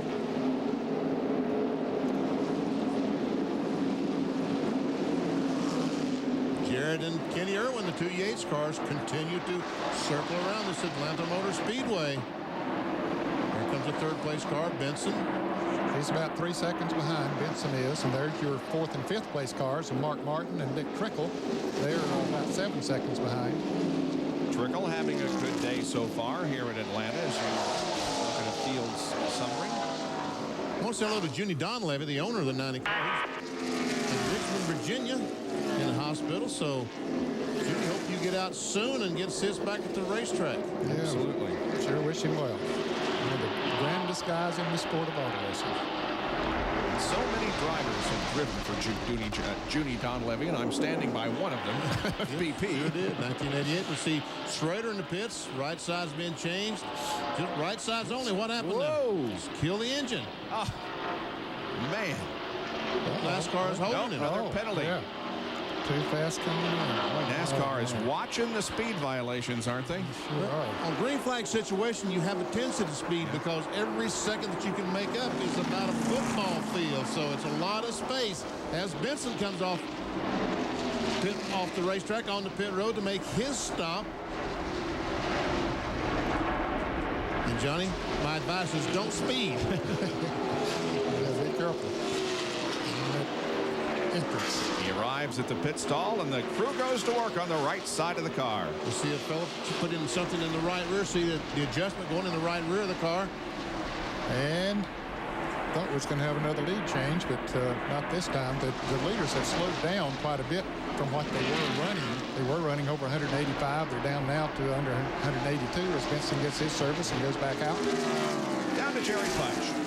Expecting our leader, Dale Jarrett, to pit this time. With the tire wear we showed you from Joe Nemechek's car, Robert Pressman, others, Todd Parrott said we cannot afford to go more than 50 laps. We pitted on lap 51, so 50 laps later we're at lap 101, and both of the Yates cars come down pit road at 45 miles an hour. A lot of concern. Todd Parrott said we had to stay out 50 laps, and indeed they have. First, the quality care. Ford Credit Machine comes to a halt. His teammate, the Texaco car, goes farther down turn one. That's the Kenny Irwin car. Right side tire is going on. Now left side going on. Slugger Labby, the left front, the jack, the car off the jack. Dale Jarrett's car falls off the jack, and they did not have the tires on the left side. They re-jack it up, cost them valuable time. Go down to Bill Weber. Very smooth stop for Irwin. He's a little tight. They're going to loosen him up just a little bit with air pressure. He's already back out on the track. Beats Jarrett out of pit road. As you saw, Kenny Irwin's pit stall is the very first one down toward turn number 1. That's the one they always have. Dick Trickle's in. Jerry Punch is there. Still battling a very, very tight race car. Dick Trickle said we have got to do something. They decided to make a major air pressure adjustment for this time. One can of fuel in. They dropped the first can of fuel coming back across. It's full of gas down and away. Go, go, watch your speed. Watch your speed. Watch it now. And remember, NASCAR told the drivers 45 miles an hour, and they will absolutely penalize you. As last week's winner from Las Vegas comes in exactly the same car he drove to victory lane. They will make a chassis adjustment on the right rear of the Valvoline Ford of Mark Martin. A lot of guys saying they are loose in and tight off here at Atlanta Motor Speedway. Left side tires going on. The green wheels are from Chad Little's machine. As they put the left side tires on, he is down and away. Let's check in the Rusty Wallace pit. A very quick pit stop underway for the Miller Lite team. Already got the rights on. Slight air pressure adjustment. Lefts are on. Fuel is in. Rusty at 18.3 came in fifth. Well, those guys have been turning out good pit stops. And I told him, I said he had a problem to make a major chassis adjustment on his first stop. Actually, he came in late. He had an 18-second stop, the very first stop that he made. As we see his teammate, Jeremy Mayfield, and the left side's going on. It's down. And the way he goes, where's that spark from? Let's go to Bill Weber in Kenny Wallace's pit. Kenny Wallace is coming down pit road. You're seeing a lot of these speeding penalties on pit road because normally the pit road speed begins at the first pit box, but today it begins at the very beginning of pit road. NASCAR warned teams about that before this race began. They go to the right side on Kenny Irwin's car, changing right side tires, fuel going in. Wallace sitting here. His Ford Taurus getting 4 tires. Now they come around to the left side. The left rear tire changer falls down. That will cost plenty of time. Left front on, waiting on the left rear. And now Kenny Wallace returns to the race in 21.2 seconds for Kenny Wallace. Jeremy Mayfield left the pits a moment ago. Something sparked. Did you see that? I sure did see it. The car goes down and he starts to leave. What is that? I don't know. Right from the right rear wheel, it looked like. Sparks came out. Wow. I don't know what that was. And Jeff Bodine had taken the lead, but he now is in the pits, and Bill Weber is there. 1 pound out of the right rear tire for Bodine. He already has the rights on his Phillips Ford, waiting on the left side. Plenty of fuel already in. Of course, fuel not a factor. These guys stopping now because of tires. 107 laps on the board. A long stop. He's obviously stalled the car. They're going to try and push it to get it restarted. He refires, slides out of pit road, and returns to the race. That completes the cycle now as everybody has made a stop. And on the racetrack, it's Johnny Benson in the lead. And he has company right on his back bumper as Kenny Irwin tried to take over the lead. Todd Bodine is back up there now. Remember, Todd made an earlier pit stop, and here's Irwin going for the lead. Wow, impressive performance here by Kenny Irwin. He does take the lead from Johnny Benson. I hope those aren't raindrops we see there on the camera lens. And here comes Todd Bodine to second. Sure looked like it, didn't it? Yes, it did. And here comes the 3rd and 4th place cars. That's Terry Labonte goes into 3rd spot by Benson. Here comes Dale Jarrett. He will go by.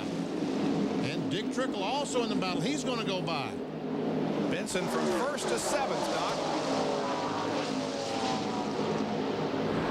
And the worst wear we've seen so far, I should say tear we've seen so far, came off of the right rear of last week's winner, Mark Martin's Valvoline Ford. Take a look, the cords completely exposed all along this tire. Now, Goodyear engineer Tony Freund was in their pits to look at these tires.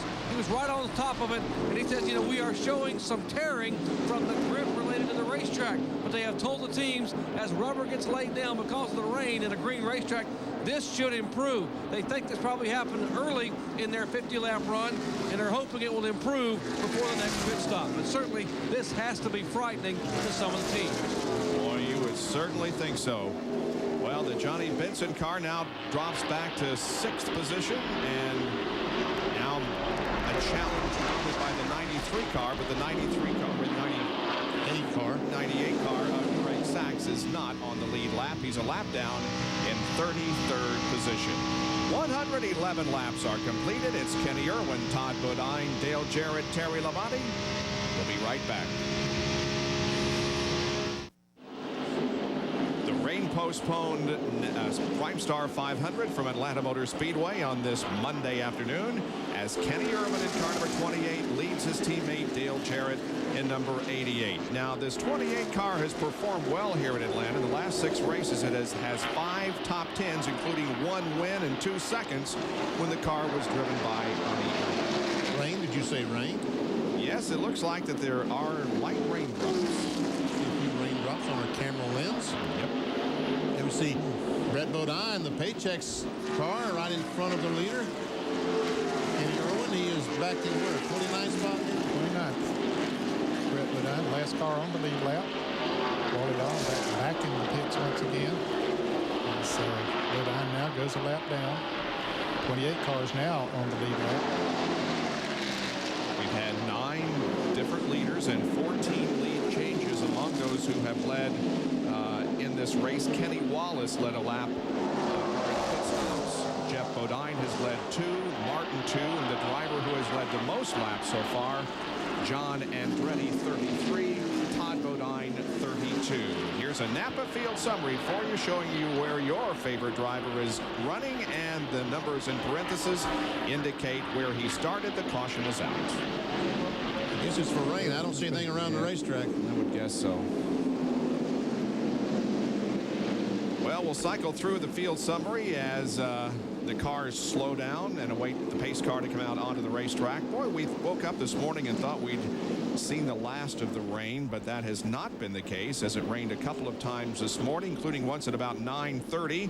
But the track dried quickly, and I have a feeling that this is just a isolated shower because we do see some bright skies around us. Well, as you and I were walking in this morning, we ran across a rain squall about like this that lasted every bit of 8 minutes. Yep. Really no rain whatsoever, and in 8 minutes it was gone. Yep.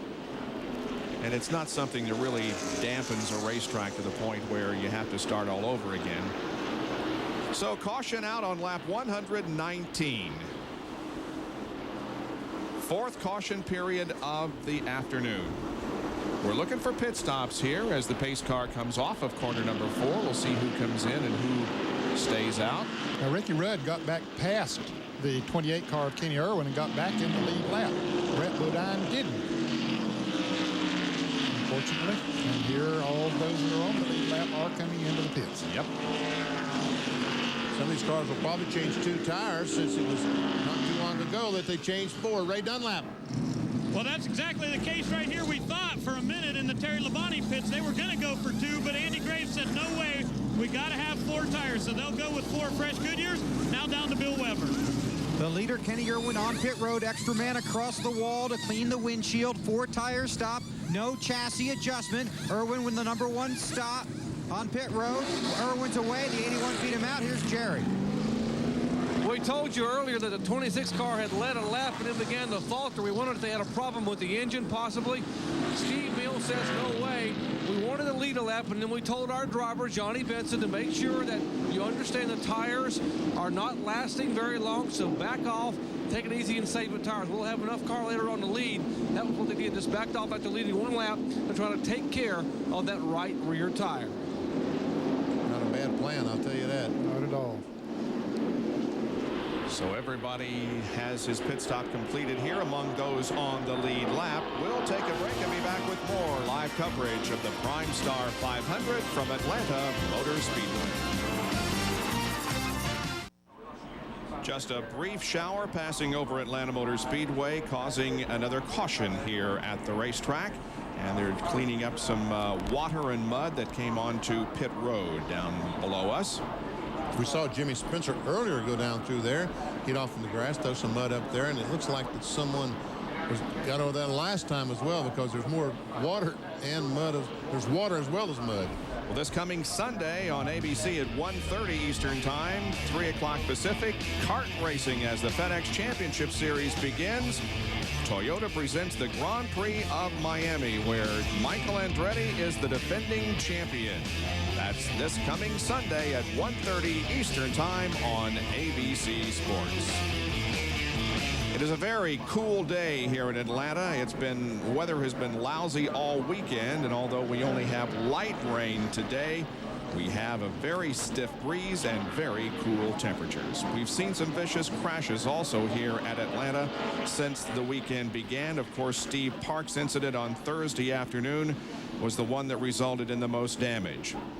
Vicious crashes, but NASCAR is very, very strict in how they construct their cars in the interest of safety. Track Facts are brought to you by Quaker State Motor Oil. For what you drive and the way you drive it, the choice is clear. Construction of all Winston Cup cars begins right there. 3 inches by 4 inches boxed steel tubing. That actually forms the frame rails in the center section of the car. You add to that 2-inch by 3-inch boxed steel tubing cut and welded to form the front clip. The front clip, basically the windshield is here. This forms the front of the car where the suspension is attached. The same is true at the back. Now, chassis guru Steve Levitt is actually working to build the rear clip. Once again, 2-inch by 3-inch box steel tubing, cut and welded together.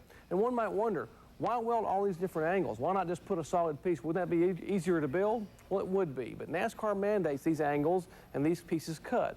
The reason being, upon impact, this will bend or break, this will bend or break, thus absorbing energy. Energy is absorbed by the chassis and not by what's inside the driver's compartment. Well, front clip, frame rails, rear clip, simply add the roll cage built outside, set it in the very middle of the car, put a seat, some sheet metal, some wires and some tires, and hopefully when you're all done, it'll look like this. So construction is very important to NASCAR and the safety regulations that they necessitate. It really means that when a crash occurs like Steve Parks, they may have injuries, but nothing life-threatening. And Dale Earnhardt's in the pit. Looked like he's getting the windshield cleaned up well. This is his 4th stop on this caution, Benny. He's been coming in every lap. And let's go to the pits and Ray Dunlap. He can probably tell us what's going on. Well, Ned, they have these strips that they put across the windshields to try to be able to peel them away. They've taken 2 of them off Earnhardt's car, and the window's still dirty. Dale called in and said there's an awful lot of oil out there on the racetrack, and now with the rain, it's almost impossible to see what's going on. Now, you see the 46 car is out in front of the field. Wally Dallenbach started that car, but he got sick and said, I just can't take it any longer, guys. So Sterling Marlin got in, but they're about 27 laps down right now. Down to Jerry Punch. In Dale Jarrett's pit with crew chief Todd Parrott. And Todd, you're one of the few teams that has not seen significant right rear tire wear, but you're starting to see a little bit there. How concerned are you? Not real concerned. I think we got a pretty conservative setup on the car, something to take care of the tires. You know, we knew it was going to be a bad tire day, and we set the car up to try to take care of the tires, and so far it's working pretty good. You made one adjustment to the track bar to loosen DJ up when he took off. Is the car basically staying pretty stable for him? Yeah, he said the car's staying pretty good right now, and really no complaints. Just wait for this weather to get out of here so we can get this thing over with. All right, Todd Parrott, the crew chief, and these are one of the few teams we've seen where they have not had any significant problem with that right rear tire. So obviously they are very, very good on the setup.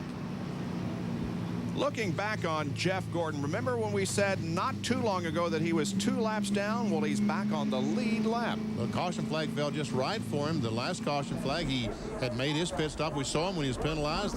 And the other cars made their pit stop before the caution flag. And then he came out and he was still on the racetrack.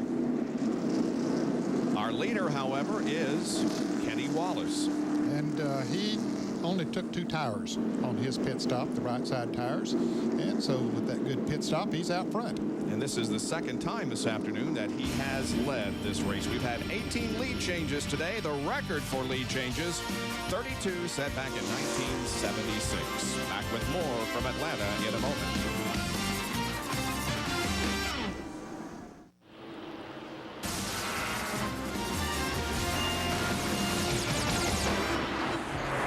ESPN Speed World today is live at Atlanta Motor Speedway for the NASCAR Winston Cup PRIMESTAR 500. RPM tonight, all this week, originates from Homestead, Florida, where the FedEx Championship Series will begin its season next Sunday. There you see the guests that will be on tonight's program at 7 o'clock Eastern Time with your host, John Kernan. In one more lap, we'll be going back to green. Down to Bill Weber. And I climb up on the top of the pit box to talk to Robert Yates, the car owner for Kenny Irwin. He's talking to his driver, and some of his crew members are talking over tire pressures. Great day for you, Robert, and your young driver, Kenny Irwin. Yeah, got a ways to go, and I've seen this show so many times. You know, you get, we just don't want to get over our heads. You know, we don't have to win this race today. We just want to get a good, solid run. And he wants to get back to talking to his driver. They said their biggest problem so far today has been keeping Robert Yates calm. Here's Ray.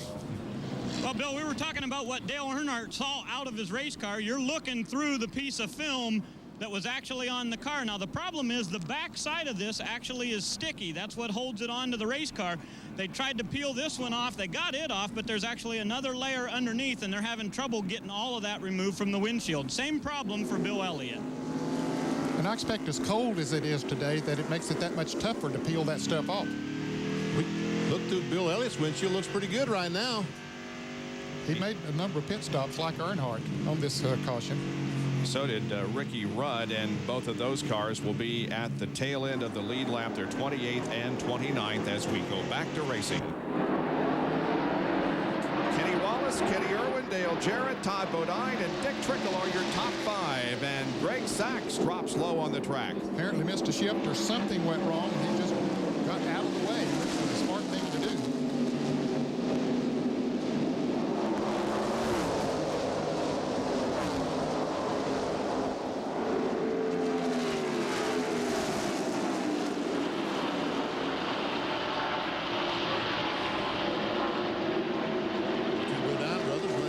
Side. There's Todd on the outside, the 35 car.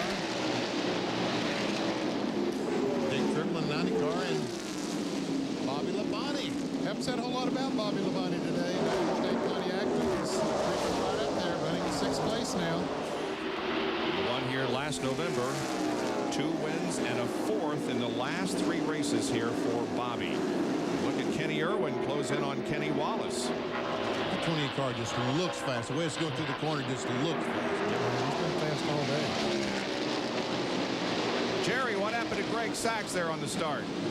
Bob, as you might expect, they lost 3rd gear on the restart, so he only has 4th gear, which will affect him there and every restart for the subsequent part of the day. Now, Greg is already 1 lap down in 35th place. It looked like Kenny Irwin had a notion to try to make a pass. I think he's got still a notion. He's just waiting for the moment.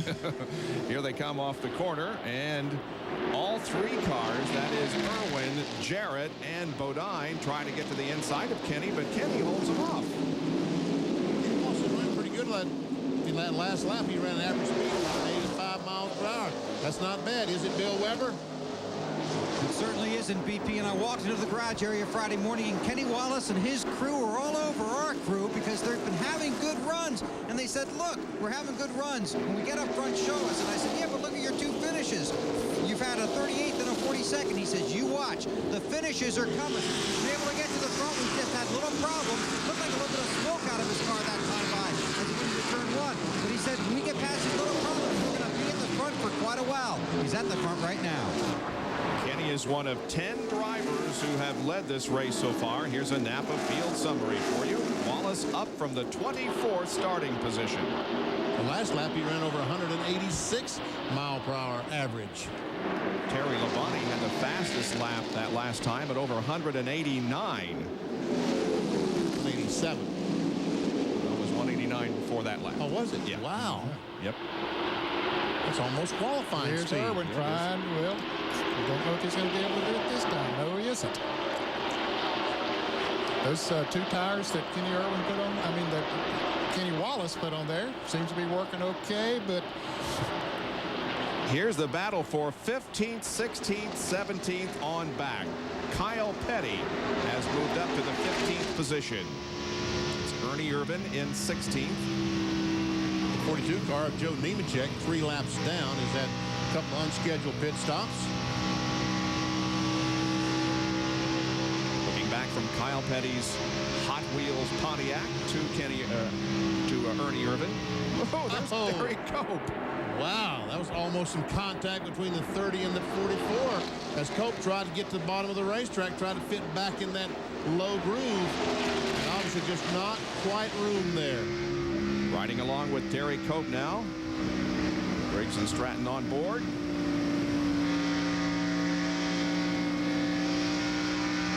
Well, his windshield is a little tough to see out of too. And here's Irwin now trying to get out on the inside. He might make it this time. Got a good run coming off the corner. Looks like he's going to pass by Kenny Wallace. Now we have 5 cars lined up there to the inside of Wallace. Yeah, Wallace is probably going to wind up in 6th place. Well, I don't know. Maybe he gets back. No, he didn't get back in. I thought he was going to get back in for a moment. Yeah, he's going to wind up in 6th place. Terry Labonte with a good run. In 5th spot now. 10 different leaders, 19 lead changes. And a Chevy has never been up front.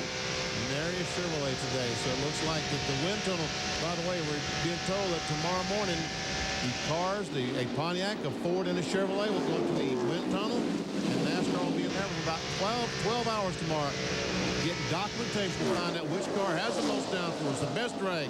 Is that not right, Jerry Punch?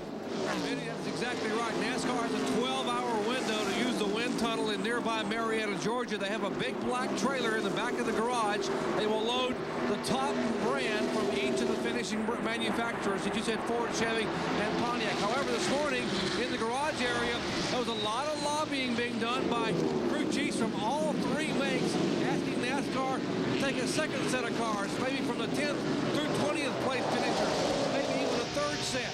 NASCAR is contemplating those suggestions. Well, NASCAR, of course, wants to keep everybody on a level playing field, and about the only way to do it is to take 3 representative cars to the tunnel and get the actual statistics. Body went back there on that last lap. He got out of the groove and several cars. Well, Mark Martin got on the inside and passed him, and then several others went by. Same situation we saw with Kenny Wallace. He went back to 6th. Bobby Labonte went back to 10th position. Rusty Wallace, the points leader, is in 11th. So Rusty Wallace has made quite a comeback today. He struggled at first when they threw the green flag. He went back to about 30th spot, but now he's worked his way back and is up once again in the 11th spot. Let's try the Tabasco Hot Zone. About 176, 178. We'll see how much it goes down the corners. Down to 156 I saw as he comes down the back stretch. Boy, you don't see any brake lights, do you? Nope, no brake lights. They just maybe back off just a little bit and right back on it. Oop, there he touched it. Yep. Okay. That might have been just to set the car. Yep. So he and Bobby Labonte having a pretty good battle here for the 10th spot.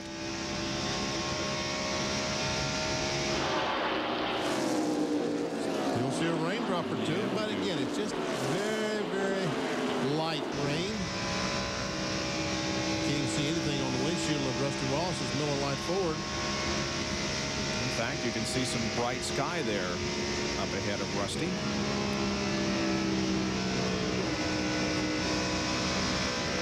Comes off the corner right on the back bumper of Bobby Labonte as the 46 car, the first Union car, once again makes a pit stop, and Bobby Labonte says, I don't like Rusty being that close to me, so Rusty's just going by.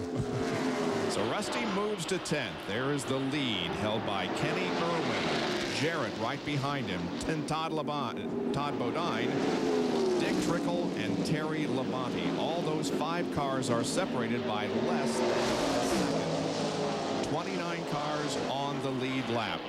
Kenny Irwin has led 39 laps so far. He started 5th, and his lowest was on lap 21 when he was in 16th spot. So the rookie from Indiana is setting the pace here in the NASCAR Winston Cup event. Here's Jimmy Finning as he watches Mark Martin and others compete with 145 laps in the book. We'll be right back.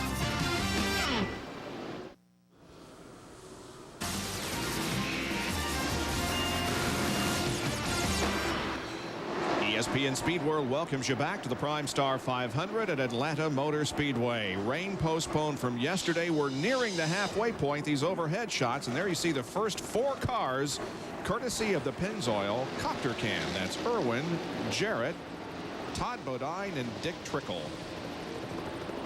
They pulled away just a little bit from Terry Labonte, who is running in the 5th position, but he's watching what's going on up there. Kenny Wallace still running back in 7th spot. Mark Martin has been able to get by. Moving in the 6th spot. First 4 cars awfully close. Yes, they are. And Kenny Irwin has led the most laps so far. He's about to lead his 46th lap of the race. Dick Trickle hanging right in there in 4th place. He's having a great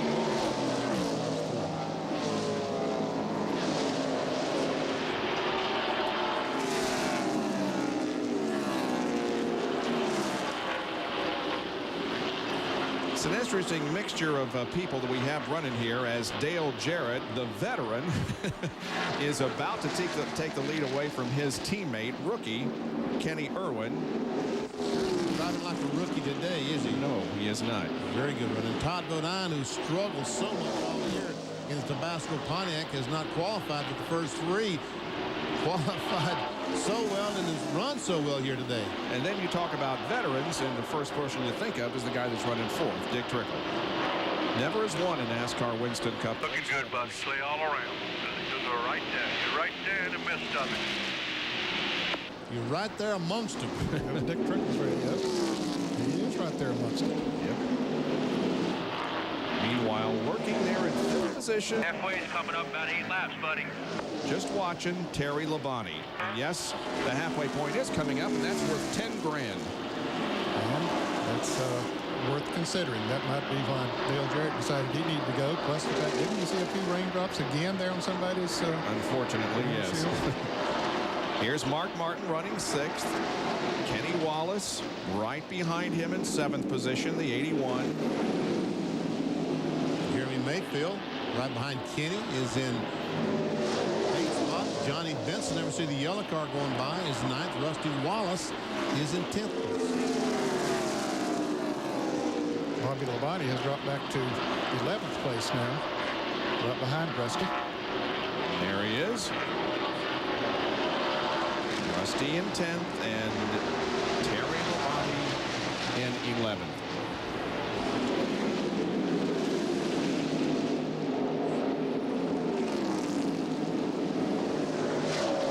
See, the competition is very, very close to this racetrack. Sure, this guy is back in 11th spot, but he was only 4.5 seconds behind the leader, Dale Jarrett. He's been down as low as 28th in this race. Here comes the 99 car of Jeff Burton. We haven't talked much about Jeff today, but he is close to the top 10. He's running in 12th position right now. Big Triple just went high into turn 1, very high and is slow going down the backstretch. Jerry, what's going on? A number of drivers are beginning to complain that they are getting significant raindrops in turns 1 and 2. Apparently the car is beginning to slip and slide a little bit, and there may have been some contact a moment ago down in turn 1. We're hearing now from one of the crews. Dale Jarrett, car number 90, we're told a number of others are complaining that there may be some rain, and it is picking up here in the pits as we are just 4.5 laps away from halfway. Let's take a look at it. Ned, you saw it up there in the corner. Yeah, he went down. Here's Trickle running in 4th place, and all of a sudden he runs up on Todd Bodine, and Todd Bodine slowed down, it looked like, and Trickle had to take an evasive move, and Terry Labonte went by him, and then he dropped all the way back to 7th now. We'll check Bill Elliott's windshield, see if we can see any raindrops. Yeah, we see some rain. There are some rain. Yeah, there are raindrops. No question. Caution's out. We are 3 laps short of halfway. Here comes Jarrett and Irwin off corner number 4. They take the flag and slow down. That completes lap number 160. The halfway point is 163. Well, now, do they make pit stops or do they stay out there and hope the skies will open up? I think they stay out there, Ned. Yeah, I'd say so. I mean, you see the sky there, and I don't think it's going to rain, but no, again. I don't either. Okay, there was a race back in the pack to the line, the caution flag. That's Trickle, Jeremy Mayfield, Johnny Benson, and they all go by either side of Trickle, and it's Trickle to the line. And well, I don't know. I'd hate to call that other one when you did. It was close. You're right. I think place went to Mayfield and show to Benson, but that was very, very close. Benson is driving like he was able to get that position, but you know that really is it's a real quandary for these teams right now. If the green flag goes back, if they re-throw the green flag, they need those tires, but they're coming in. They're coming in. I don't believe it. Here they come. Yeah, they figure it's not going to rain long. But if the front runners don't come in, those guys back in the pack are going to. Ray Dunlap in Labonte's pit. Well, Terry Labonte will be the first car to hit pit road here, and the Kellogg Chevrolet is in. They are going to go to the right side and put on tires. They've got fuel in. Yeah, it's a concern about the rain, but looking to the west, the sky looks pretty good. Let's go down to Jerry Punch with the leader. Likewise, Dale Jarrett had already run 58 laps at this last pit stop on these tires. And like Ray said, it is getting light off of turn 2, although we are seeing raindrops as DJ is away. Let's check in with his teammate in Bill. 4 tires for Kenny Irwin. They wanted to make an air pressure adjustment. Kenny said, no, please don't change the way the car handles. 18 seconds flat. He beats Jarrett out of the pits. Here comes Martin Labonte, Kenny Wallace, and Dick Trickle. Looks like the Todd Bodine, though, beat everybody out as... like Cope got a little sideways there as he accelerated out of the pit area. There's Todd Bodine, and he was the first to complete the pit stop.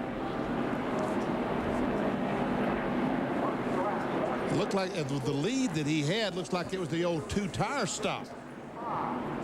It's hard to imagine he's changing 4 tires because the 28 car, Kenny Irwin, has that great pit position, that #1 spot, and all he's got to do is just let the clutch out and go across the line. So there's Kenny Irwin that I'm talking about. Yep. Now all of those not on the lead lap are coming in. Dale Earnhardt did not pit. Let's look at this exit from pit road. And we'll see Todd Bodine right in there. He's going to, we'll see the right side is up. Never changed any right sides. Ricky Rudd just now get into his pit as Todd Bodine leaves as they go around to the left side on Kenny Irwin's car. And here comes Dale Jarrett. He's coming down pit road. Kenny Irwin goes across the line, and he will be the second car out. Down to Ray Dunlap. Well, guys, a very serious strategy move down here in the Goodwrench pits. Dale Earnhardt was 25th on the racetrack, and they just said, we are not going to pit. We're going to stay out front, and we're going to hope for the best. Now, there was another Black 3 that took this kind of a gamble this week. His name was Kirk Shelmerdine, and he won the ARCA race on Friday. Could be a big gamble for Dale Earnhardt. And he's also going to pick up the $10,000 for leading at the half. No, we won't. Not until we go green, right? Yep, has to be 5 laps of green flag racing. Yep. Well, Earnhardt certainly dominates among active drivers here with 8 wins. He has 24 top 5s and 27 top 10s in the 40 events that he has started here at Atlanta. So we are under caution once again, and we'll be back with more of our live coverage in just a moment from Atlanta Motor Speedway.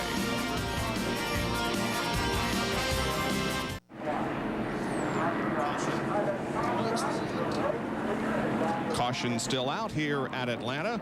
Should be going back green here in just a few more minutes. Well, we have hockey coming up on the Deuce tonight at 7:30 Eastern Time. Fire on Ice features the New Jersey Devils against the New York Rangers. 7:30 tonight, ESPN2's Fire on Ice.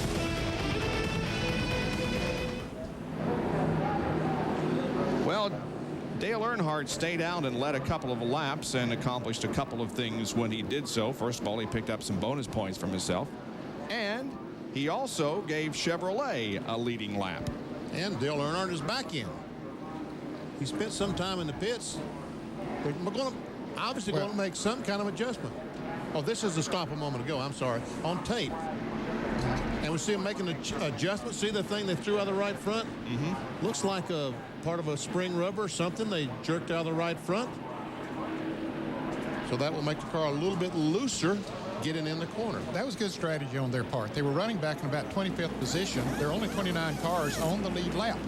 And so he didn't give up much, and he gained 5 bonus points. And if the skies had opened up and rained, he could have won the race. Yep. So, and then apparently they figured, well, maybe it's not going to rain, so better come on in and make that pit stop. Good strategy. In the lead right now is Todd Bodine.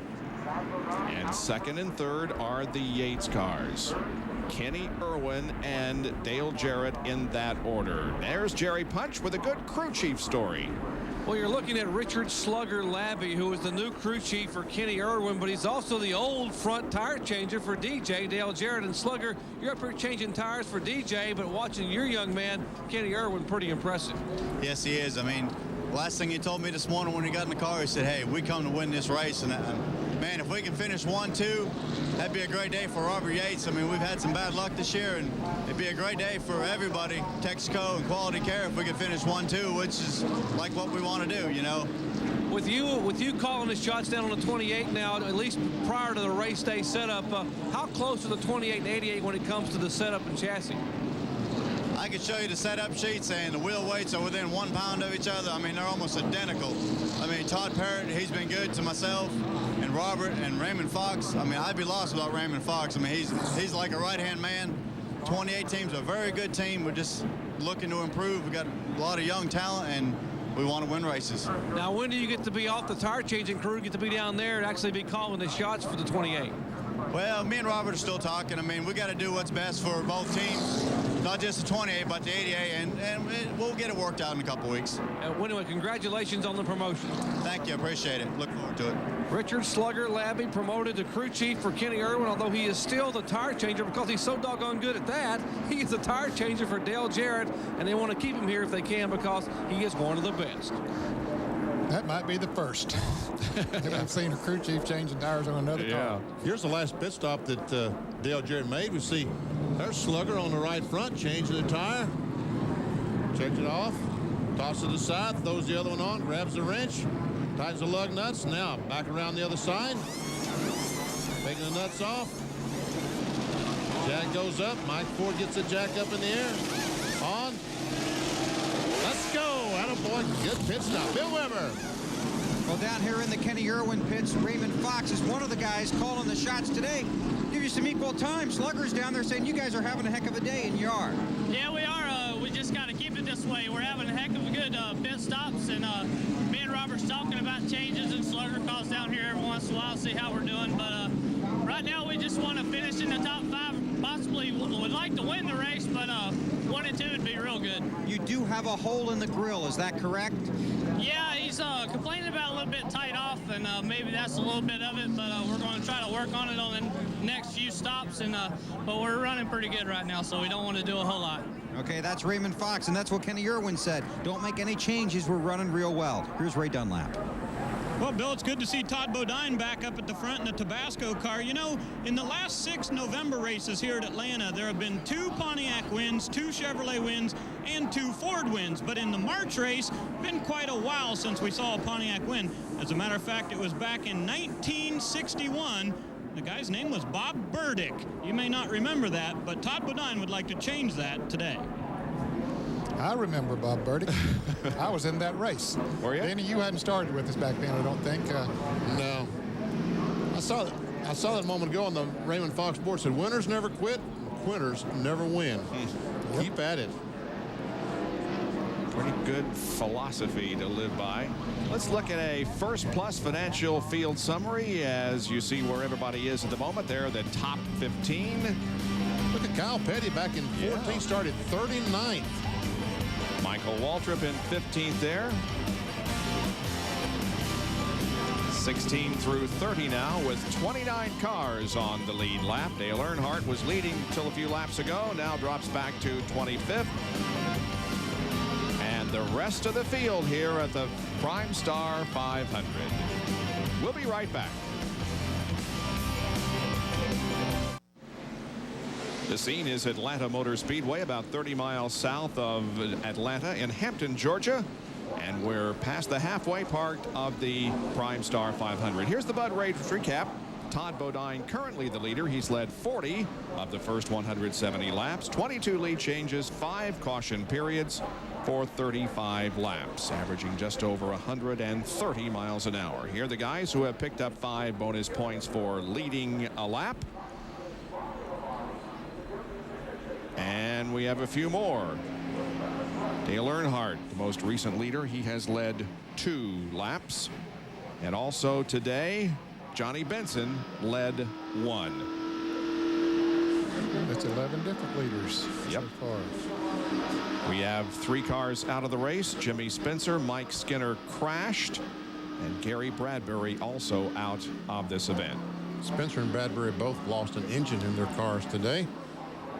You see Dick Trickle, the Heiligmeyer's Ford Taurus. We mentioned that Junie Donlevy scheduled for surgery today. Let's get more from Jerry Punch. Go find out 35 car took right. Bob, we are told from down here in the Heiligmeyer's pit that within 30 minutes in Richmond, Virginia, at approximately 2 o'clock Eastern time, Junie Donlevy, 73 years of age, will go into the operating room to have an aortic valve replaced. Now, you know how a lot of surgeons play music in the operating room? I think Junie's requested that they run the audio from the race so we can update how his driver is doing. And right now, talking to Tommy Baldwin, you guys, your driver, Dick Trickle, doing awfully well after a number of adjustments. I tell you, we got a real good long race set up in this Heiligmeyer's Ford Taurus. I wish this rain would stop it, so we can get going racing. We're just hanging out in 4th place there, just, buying our time, trying to get some laps. A lot of these guys can only go about 30, 40 laps. We can go a good 50 laps.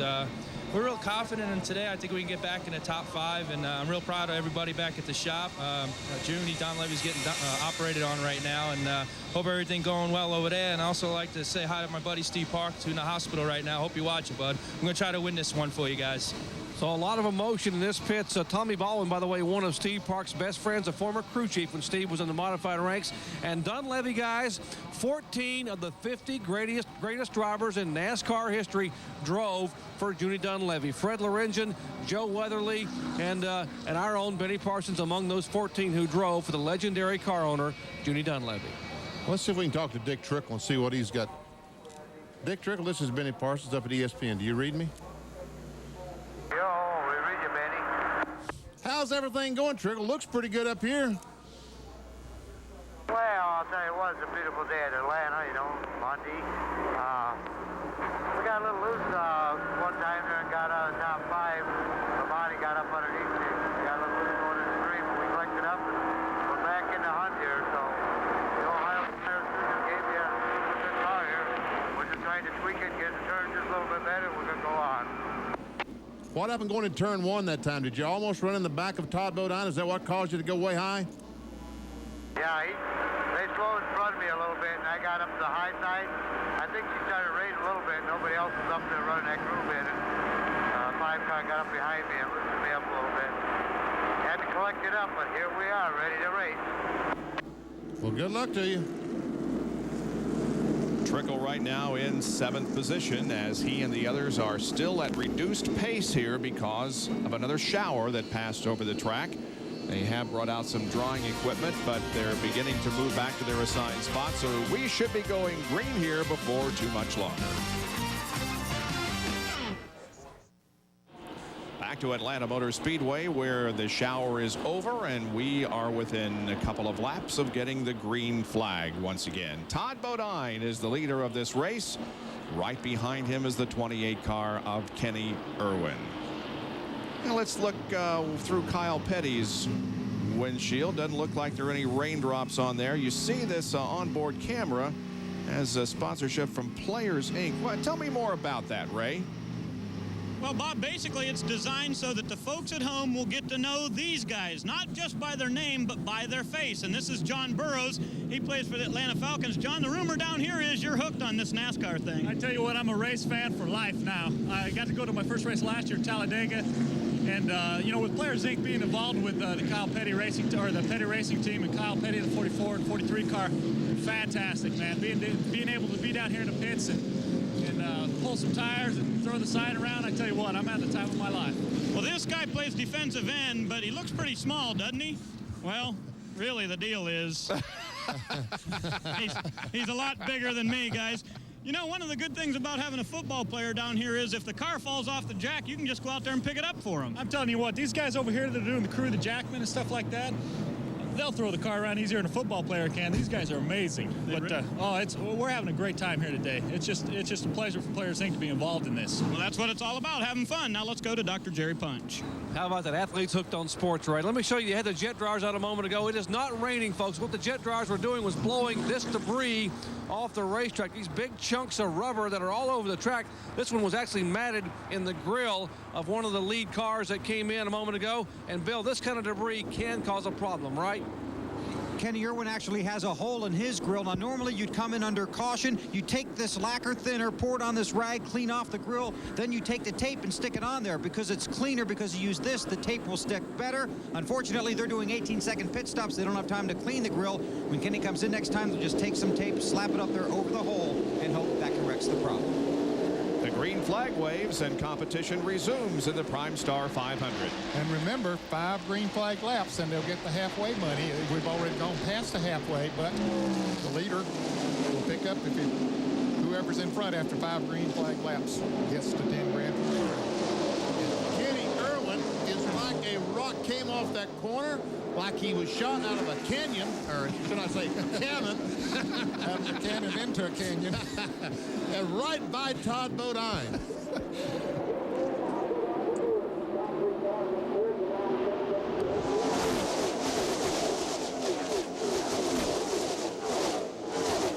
We understand that the 95 car of Todd Bodine is not eligible for the halfway money. Okay, Kenny Irvin is. So he's he wants to get it.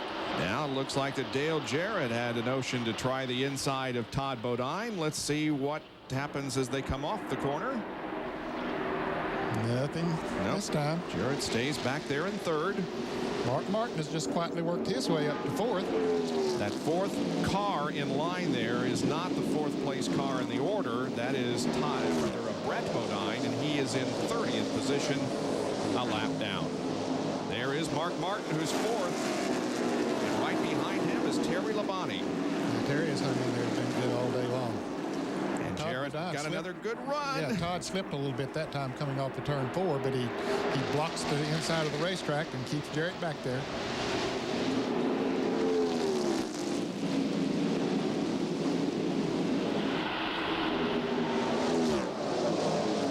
Really getting off the turn 2 over there right now. Kenny Irwin not getting off turn 2 quite as good as Todd Bodine, and Todd run right back in on him.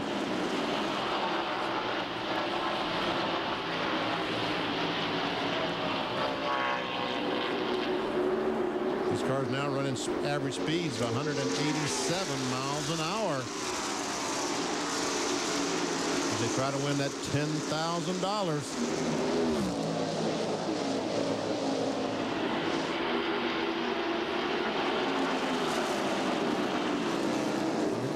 Working on Irwin.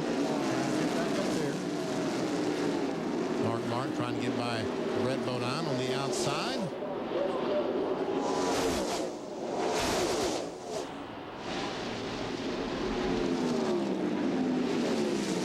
Sort of tiptoe around on that outside, especially coming off of a little bit of a sprinkle.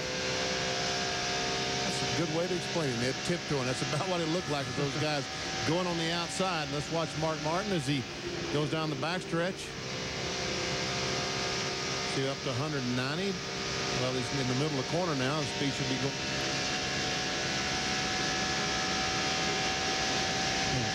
Having some problems with their Tabasco hot zone today.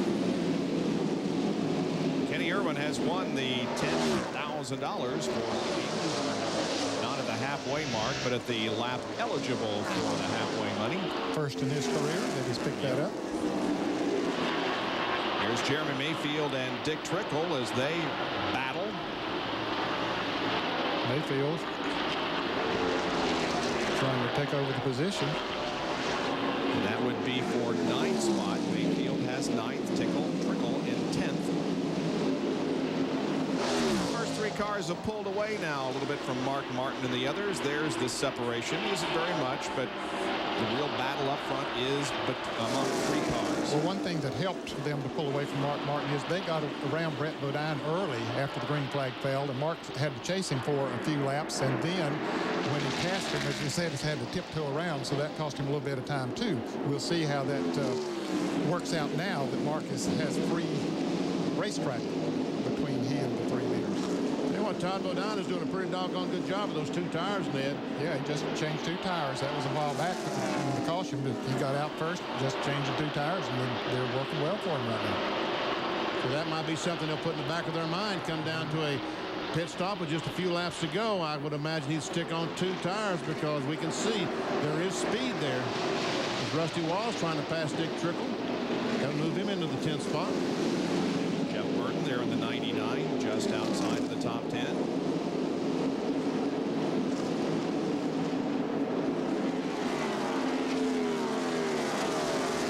Burton in the 99 car, the X-side car.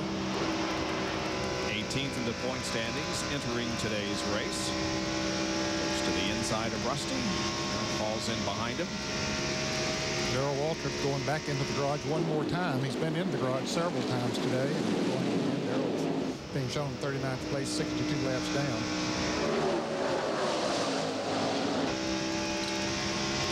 I think Darrell is using this as a test session today, Ned. His car is not hammering, so I think he's going back in the garage, changing springs, changing the entire setup on the car, coming back out and see how that works versus what he had. I think that's probably what he's doing. There is is Jeff Gordon, the defending series champion, back in 13th position, about 4.5 seconds behind the leader. He has not led so far this race, and he has been as low as 38th. That occurred on lap 83. There's Brett Bodine, the Paychex Ford Taurus, number 11. He's a lap down. Kyle Petty in 14th spot on the lead lap. There are the highs and lows of Kyle's day. He has also not led a lap. And guys, we wondered if Mark Martin, once he had that clear racetrack between he and the leaders, what he might be able to do with it. Here's what he's been able to do with it. He's moving in on it. Closing in as they go by Hut Strickland, Circuit City Chevrolet. Mark Martin just now 3/4 of a second behind. Ever see some of the guys reporting from the pits that Dale Jarrett is a little tight off. That means he's pushing off the corner. Watch as he goes down in the corner, stays on the white line. Now he's back on the accelerator, and if his car leaves that white line, that would be an indication that he's tight. Really couldn't tell from that shot. And that might work itself out as to get a few more laps on the tires. Now we watch again as Jarrett goes in the corner. Now he's on the gasoline. If he's see how he gets away from that white line? Yep. That's the pushing condition off the corner. Much sooner than Todd Bodine did. Exactly. And all those overhead shots are courtesy of the Pennzoil Copter Cam.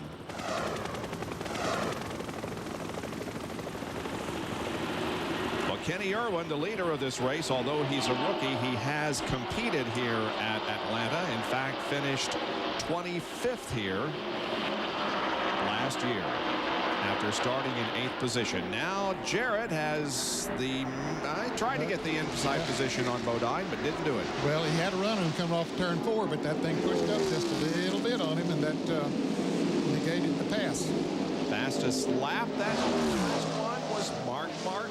Rusty Wallace second, and the leader Irwin third quick that lap. You see that Mark Martin was over a half mile per hour faster than Kenny. And you see Todd Bodine's car is going up the racetrack. But this one in the middle corner, that's like a loose condition, like he's chasing the back end up the hill. And probably that two-tire change is coming into play now, being that they've run about 12 or 15 laps.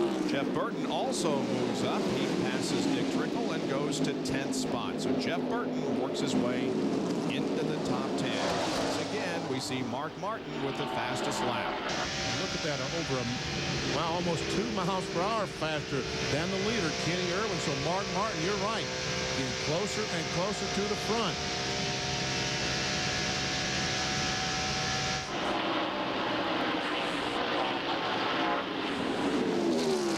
Kenny Irwin about to lead his 56th lap of the race. He has led more laps than anyone else. Todd Bodine second in that order. John Andretti, who led 33, has not been in contention for quite a while, and he's listed back in 20th spot. The top 5 are Irwin, Bodine, Jarrett, Martin, and Labonte. Back in a moment.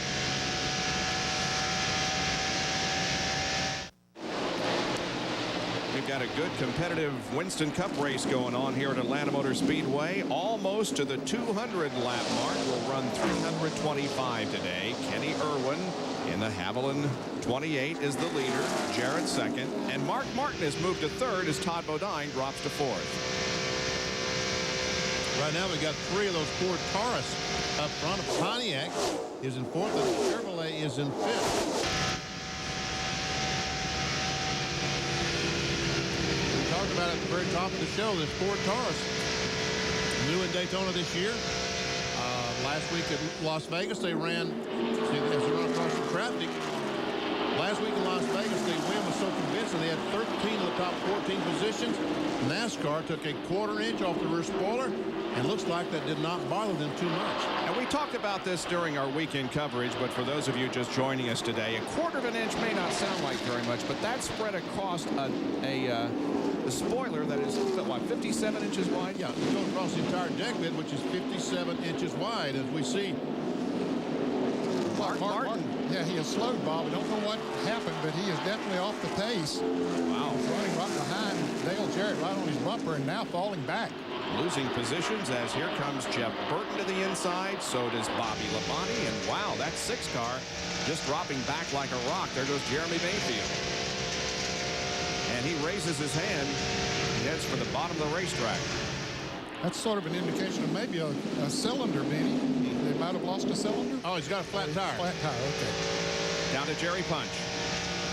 That is exactly right. Remember, I showed you Mark Martin's tires early. He had a right rear that was really coming down to the cords. That time by, he said, I think I got a tire going down. As you see the Valvoline crew on the wall waiting for last week's winner to come down pit road. And unfortunately, now he is on the apron, headed in at 45 miles an hour. And they are going to remind him that NASCAR, from right where that line he went by a moment ago, that white line, they measure the speed on pit road at 45 and no more. Here's the Valvoline crew waiting for him to come in. They will change right sides, and I would imagine left sides as well. Still not sure which side it is. They will indeed change all 4 tires. So from victory lane a week ago to problems in Atlanta, those are going to change the right sides only. 9.8 seconds as he is down and away with 2 right sides only. Tremendous pit stop, but he went a lap down because he had lost a third of a lap before he came into the pits. Robert Presley coming in for an unscheduled stop. I see Rick Mast leaving. I would imagine he blistered the right rear tire, and his car got extremely loose. He probably didn't have a flat tire, but Jerry Punch will be able to tell us in just a second. And here's Todd Bodine also dropping back. Oh, we have a car in the wall up in turn 2.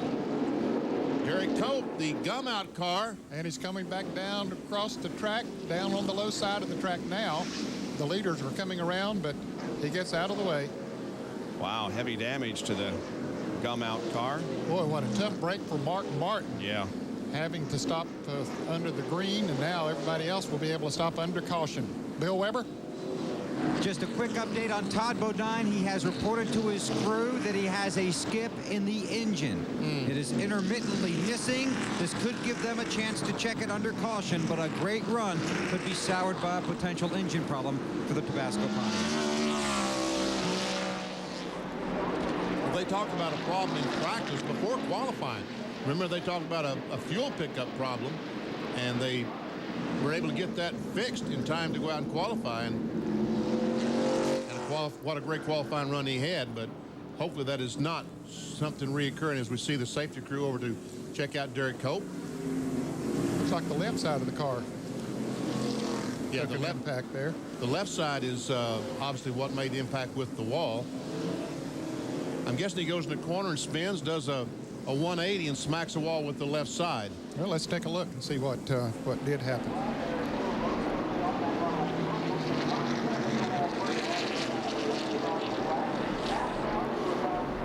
See Mark Martin, as you talked about, leaving the pits, and yes, Cope goes in the corner, goes around and smacks the wall with the left side.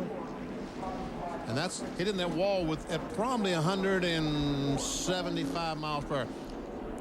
Riding along with Derek Cope. Let's just listen how much impact we hear.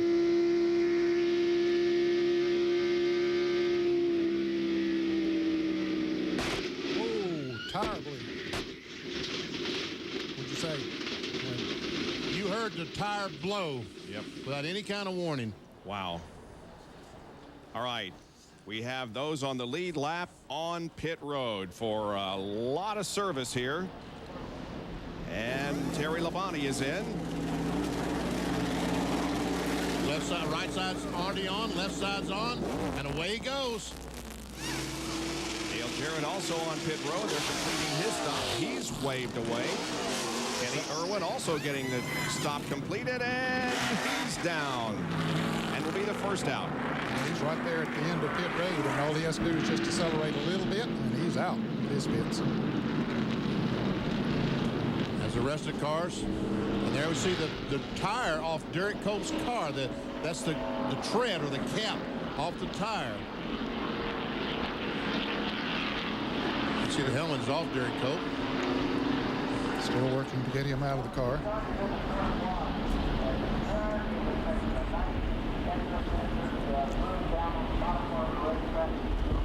That was a very dramatic shot that we saw from the in-car camera there, hearing the tire blow, and then there's no way you can react, is there?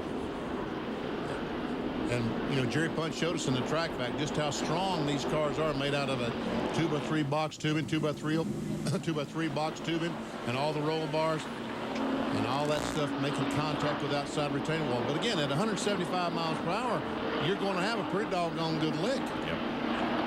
Mark Martin makes a pit stop, Jerry. We saw the unscheduled stop a moment ago. They took off 2 right side tires. Neither one of those tires was flat or blistered, so they brought him back in. Now they changed left side tires, and they're hoping they find a problem with the left side. If not, the problem is somewhere else. The vibration that's caused Martin to think he may have had a tire going down. We'll check and let you know in just a moment. So no tire was torn up. That's good news. See him checking the pressure real fast, making sure that he doesn't have a tire equalized. There's 2 tires there, and we saw him check pressure in both those tires. There's the outside tire. And there's an inside tire as well. If those tire pressures are equal, the inside tire flops around and causes a terrific vibration. Now let's go over and check.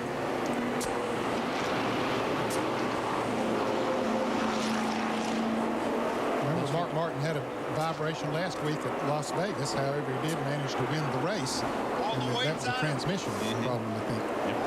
As a matter of fact, he told me that it broke the tail housing on the transmission. Jerry Punch?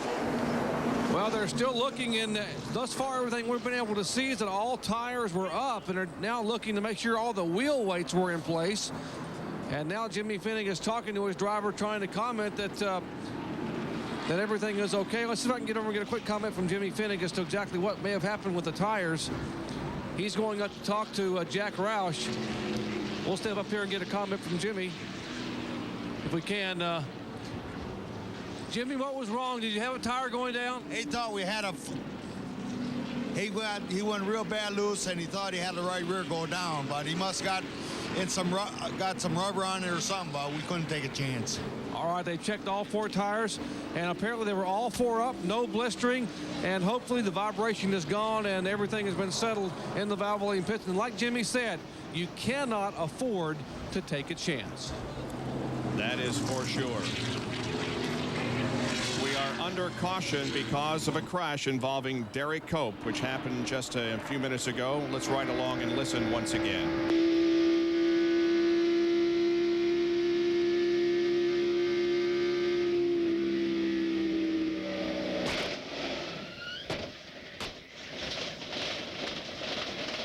First sound you heard was the tire coming apart. We saw him carrying the cap off just a moment ago. That first boom was that cap coming off the tire. We'll take a break and be back with more live coverage of the PrimeStar 500 from Atlanta Motor Speedway in just a moment. Welcome back to Atlanta Motor Speedway. Under caution because of an accident involving Derek Cope. And he is out of the car and on the way to the infield care center, where all accident victims are taken for at least a preliminary checkup. Now, Mike Skinner has already made a visit there today after an early crash. He's been transferred to Georgia Baptist Hospital in Atlanta for further tests. The tests they conducted in the infield care center were all negative, and we certainly hope they are when they get to Georgia Baptist. But Derek Cope is the most recent victim of an accident. These overhead shots come to you courtesy of the Pennzoil Copter Cam, flying high overhead at Atlanta Motor Speedway. We're on lap 212. 211 laps have been completed. Terry Labonte has been put at the front of the field, with Kenny Irwin running in second position. Bill Weber has more from pit road. Well, here's the situation. Kenny Irwin is learning by doing, obviously, as a rookie in NASCAR Winston Cup. Earlier in this race, he led the field back to the caution flag. After he took the caution, he went a little fast into turn 1. NASCAR told his crew to make sure he knows to slow down after he takes the caution. Well, this time, after he came off of pit road, he beat the 5 car off of pit road. NASCAR apparently is telling the crew he did not catch up to the pace car fast enough, that he was holding up the rest of the field that wanted to get around the track. For that, they've moved the 5 in front of the 28 on the track. The 28 guys are not happy about this, but they just had a big meeting here on pit road. Robert Yates just told his driver, shake this off. We can still have a good run. And the team's getting themselves fired back up for the finish of this race. Okay. Yeah, I really like this. We've talked to Raymond Fox. We've talked to Robert Yates with the 28 car, and neither one of those guys have talked about winning the race. They're not putting that kind of pressure on their driver that, look, you've got a best car here, you've got to win that race. And that's the kind of pressure that rookies really and truly do not need. Well, certainly Irwin has been in contention for the win here, and the last race won by a rookie was in a Robert Yates car. It was Davey Allison in Dover, June of 1987. It's been almost 10 years. Actually, over 10 years, yeah. Well, there hadn't been any sun out to warm up your calculator, Bob. Solar batteries are down. That's right. So we will have a report and check on the condition of Derek Cope while we take a commercial break. From Atlanta Motor Speedway, we'll be right back. Stay with us for more live coverage.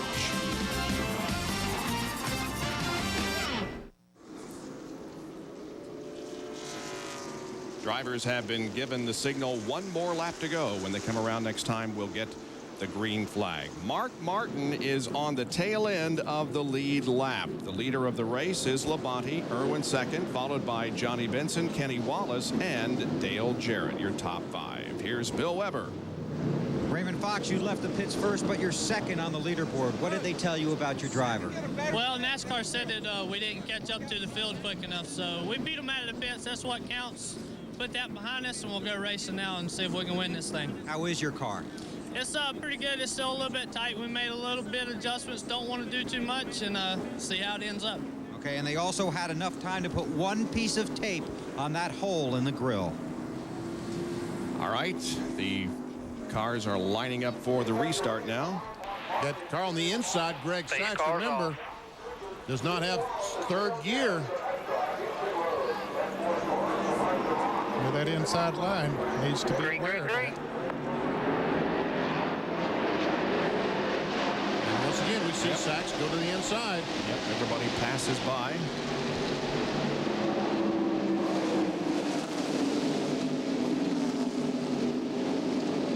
Mark Martin trying to stay on that lead lap as he stays ahead of Terry Labonte down the backstretch.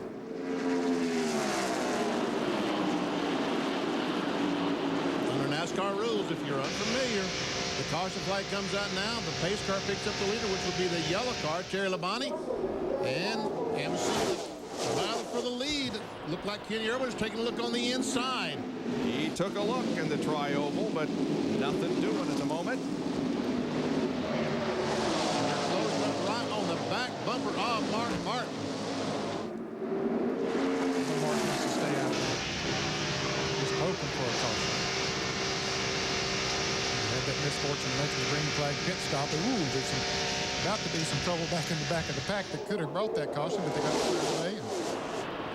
Labonte working hard to put him a lap down. Almost gets those left side tires in the grass, but is successful in putting Martin a lap down. Here comes Kenny Irwin and the third place car of Johnny Benson. Nope, Benson didn't make it. Benson is a teammate to Martin. Both Jeff Rouse cars. Terry Labonte's just been working around there in the top 5 all day long. He might be ready to show his hand now. Very consistent ride for Labonte, who has never won here at Atlanta Motor Speedway, but has finished second in March of 1996. How about the defending Winston Cup champion? He's back in 15th spot now behind Rusty Wallace and Jeff Bodine. And that's when I made that comment a moment ago in the last lap. That's where that trouble was about to happen. There's a couple of cars side by side, and right in there where Jeff Gordon and Rusty Wallace are, but then they singled out and everything's okay.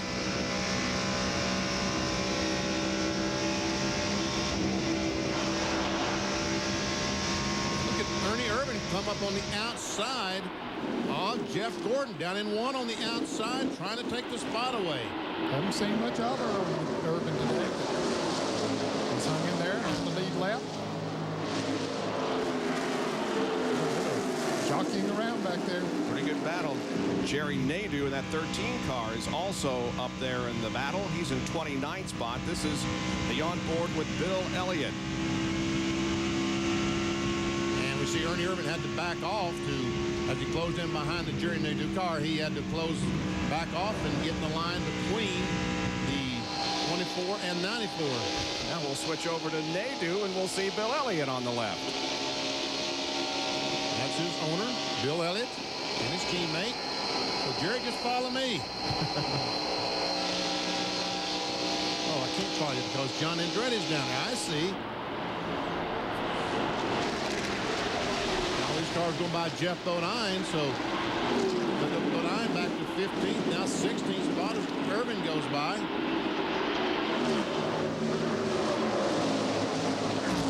John Andretti there in Richard Petty's car led 33 laps of this race early, but has been back in the teens and the 20s since then. And he's currently in 18th. Now Jeff Burton comes up and challenges and passes Benson, and Jarrett now has gone to third.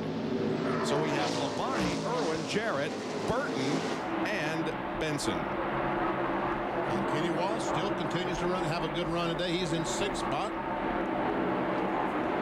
There's the first three. I'm sorry, the first two with Mark Martin. And there we see the rest of the field is Kenny Wallace right on the back bumper of Johnny Benson.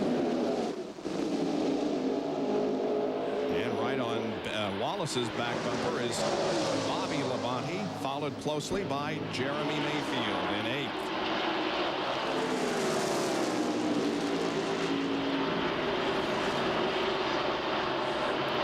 Martin is hanging in there tight on those first two cars as Irwin goes for the lead.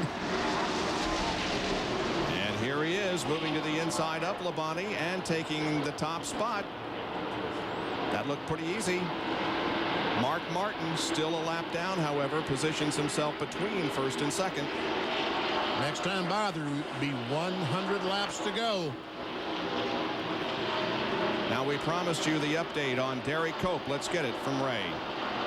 Bob, I'm down at the infield care center, and Doug Hewitt, the crew chief on the gum-out car, just came out. Doug, we saw Derek was holding his left arm whenever he went in. Can you give us an update on how he's doing?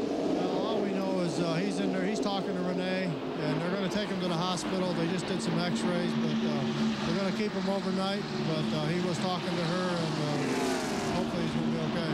Well, that's all real good news, guys. It looks like a possible broken shoulder for Derek Cope. Wow, this race may have taken a heavy toll on some drivers here this weekend. Steve Park is going to be out of action for several months. Let's hope that Derek Cope's injuries are not so serious that they will keep him out of action for any length of time. And Mike Skinner is going to be held overnight for observation. All the CAT scan was negative on Mike Skinner, but they want to just keep him around, make sure that everything is okay before they get him out on the street. On board with Mark Martin, a lap down in 27th. The leader of the race, Irwin, is right ahead of him. Well, he is working on Irwin, too, to try to get back on that lead lap.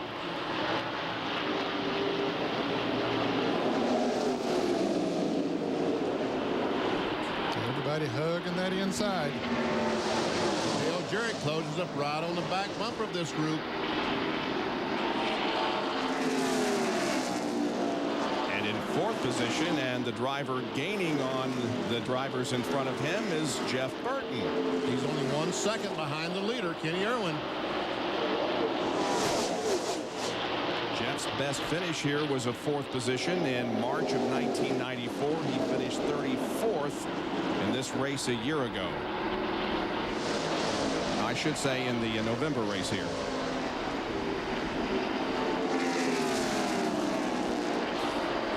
Jeff Burton was the fastest car on that last lap. I beg your pardon, it was the 26th car, Johnny Benson.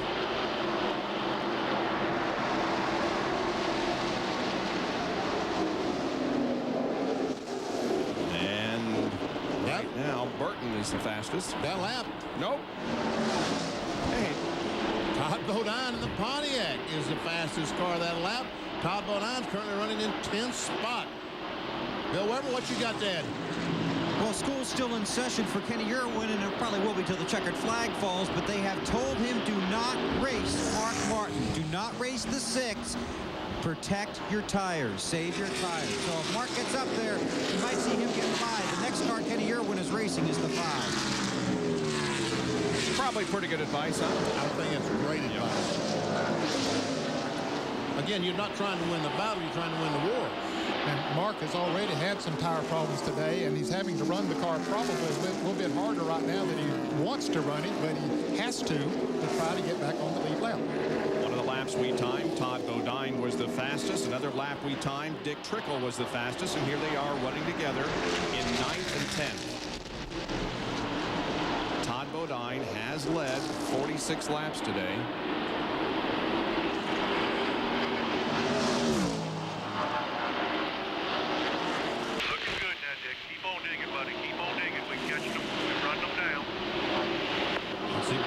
For Dick Trickle telling them that they're running faster than the leaders, getting closer and closer. These guys are just a little over 5 seconds behind Kenny Irwin, the leader.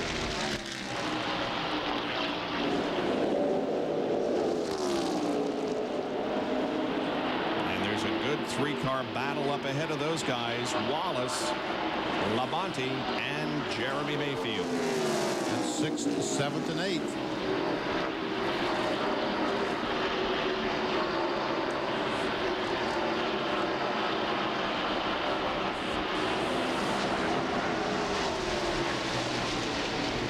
Speedway has been one of Bobby Labonte's best racetracks recently. However, in his first 4 events here, no wins or top 5s, 4 laps led, but in the last 6 events, he has 2 wins and an average finish of 8th.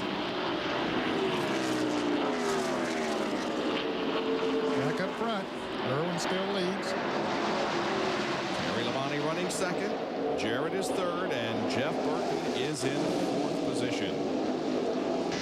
234 laps are complete here at Atlanta with 325 the scheduled distance. As we go to break, take a look at the top 10. We'll be right back. Bob Jenkins, Benny Parsons, Ned Jarrett, Ray Dunlap, Bill Weber, and Jerry Punch back at Atlanta Motor Speedway. For the PrimeStar 500, the Pennzoil Copter Cam is circling overhead, providing these overhead shots. Well, Mark Martin tried and tried and tried to get his lap back. He got real close while we're going to break, but was not able to do it. He's now fallen back to the 6th car in line. There was some contact between Irwin and Martin, despite the fact that Kenny was told not to race Mark. Mark gets a pretty good run off the corner. He tries to go to the inside, and Irwin goes down to block the spot, and check that out. Well, that could have been nasty. Jerry Punch. I just asked Slugger Labby, who was the crew chief for Kenny Irwin during the week, who's standing on the wall here. I said, your young guy was told, I guess, not to race the 6 car. He said, yeah, we told him to let the 6 go. The 6 is a lap down. But he said, Doc, he's a typical race car driver. He hates to be passed. Well, that's understandable. Here's the view from Mark's onboard camera. Gets a great run off the corner. Wow. I tell you, if that would have been a lot of drivers other than Mark Martin, that could have been a wreck. Mark Martin's too smart to get up there and take that chance of just driving on in there. Right in front of the entire field, that wreck would have been. Yeah. First 6 cars, anyway. Here's a First Plus Financial field summary. Jeremy Mayfield started 26th. The 6th, Kenny Wallace from 24th up to 7th position. And now Terry Labonte is trying to take the lead away from Kenny Irwin. Had a pretty good run here through the tri-oval, but it didn't work. Irwin's car doesn't seem to be getting off of turn 4 the way that some of the other cars are. I think that's really beating him. I think he caught a lap car that time, Ned, and one reason he's not able to get off that corner as well as he normally would. Down to Bill Weber. Or it could be a combination of both that. So Kenny Irwin just told his crew his Texaco Havoline Ford is still too tight. Halfway on this set of tires, still too tight on the 28.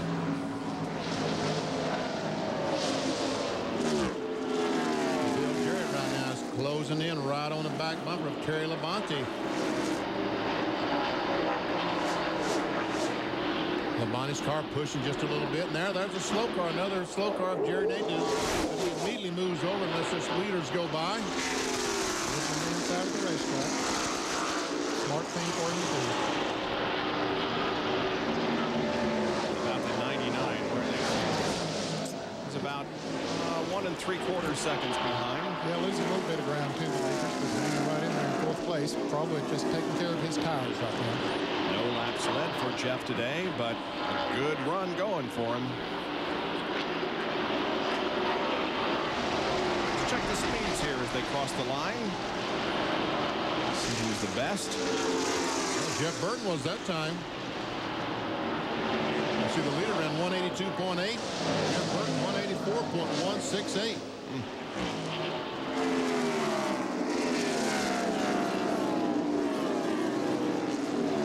Jeremy Mayfield was second fastest in the 26 car. Johnny Benson was third. Yep. There's the first 3 cars. Kenny Irwin is the leader. Terry Labonte is second. Dale Jarrett is third. Jeff Burton is fourth. And once again, the fastest car. Whoa! Rusty Wallace. He's running back in 11th position, but had a good lap. There he is. Sort of by himself. That was Mayfield. There's Rusty.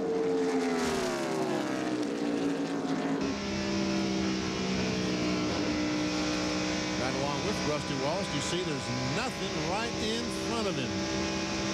Nothing at all. Right behind him, though, is Kyle Petty.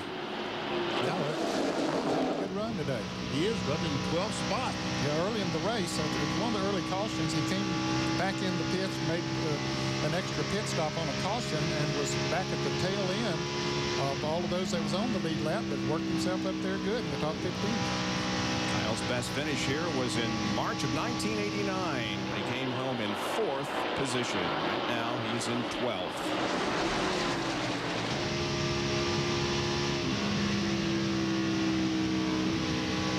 Remain stable up front as a great 3-car battle is continuing here at Atlanta Motor Speedway, with Kenny Irwin looking for his first NASCAR Winston Cup victory, pursued by Labonte and Jarrett. We'll be right back.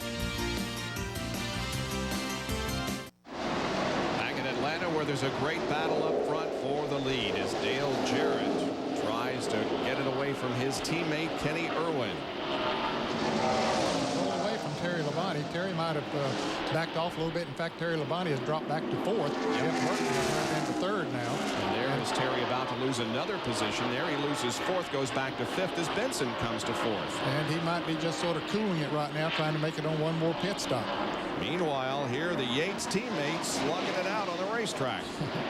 No cooling it up there. They're just going at it. When are we going to see pit stops, guys? I don't know. The question is, how many more times are they going to stop? That might be why Ned was talking about Terry Labonte. He might be just backed off, and we're going to make this on one more stop. Bill Weber, how many more times are they going to stop?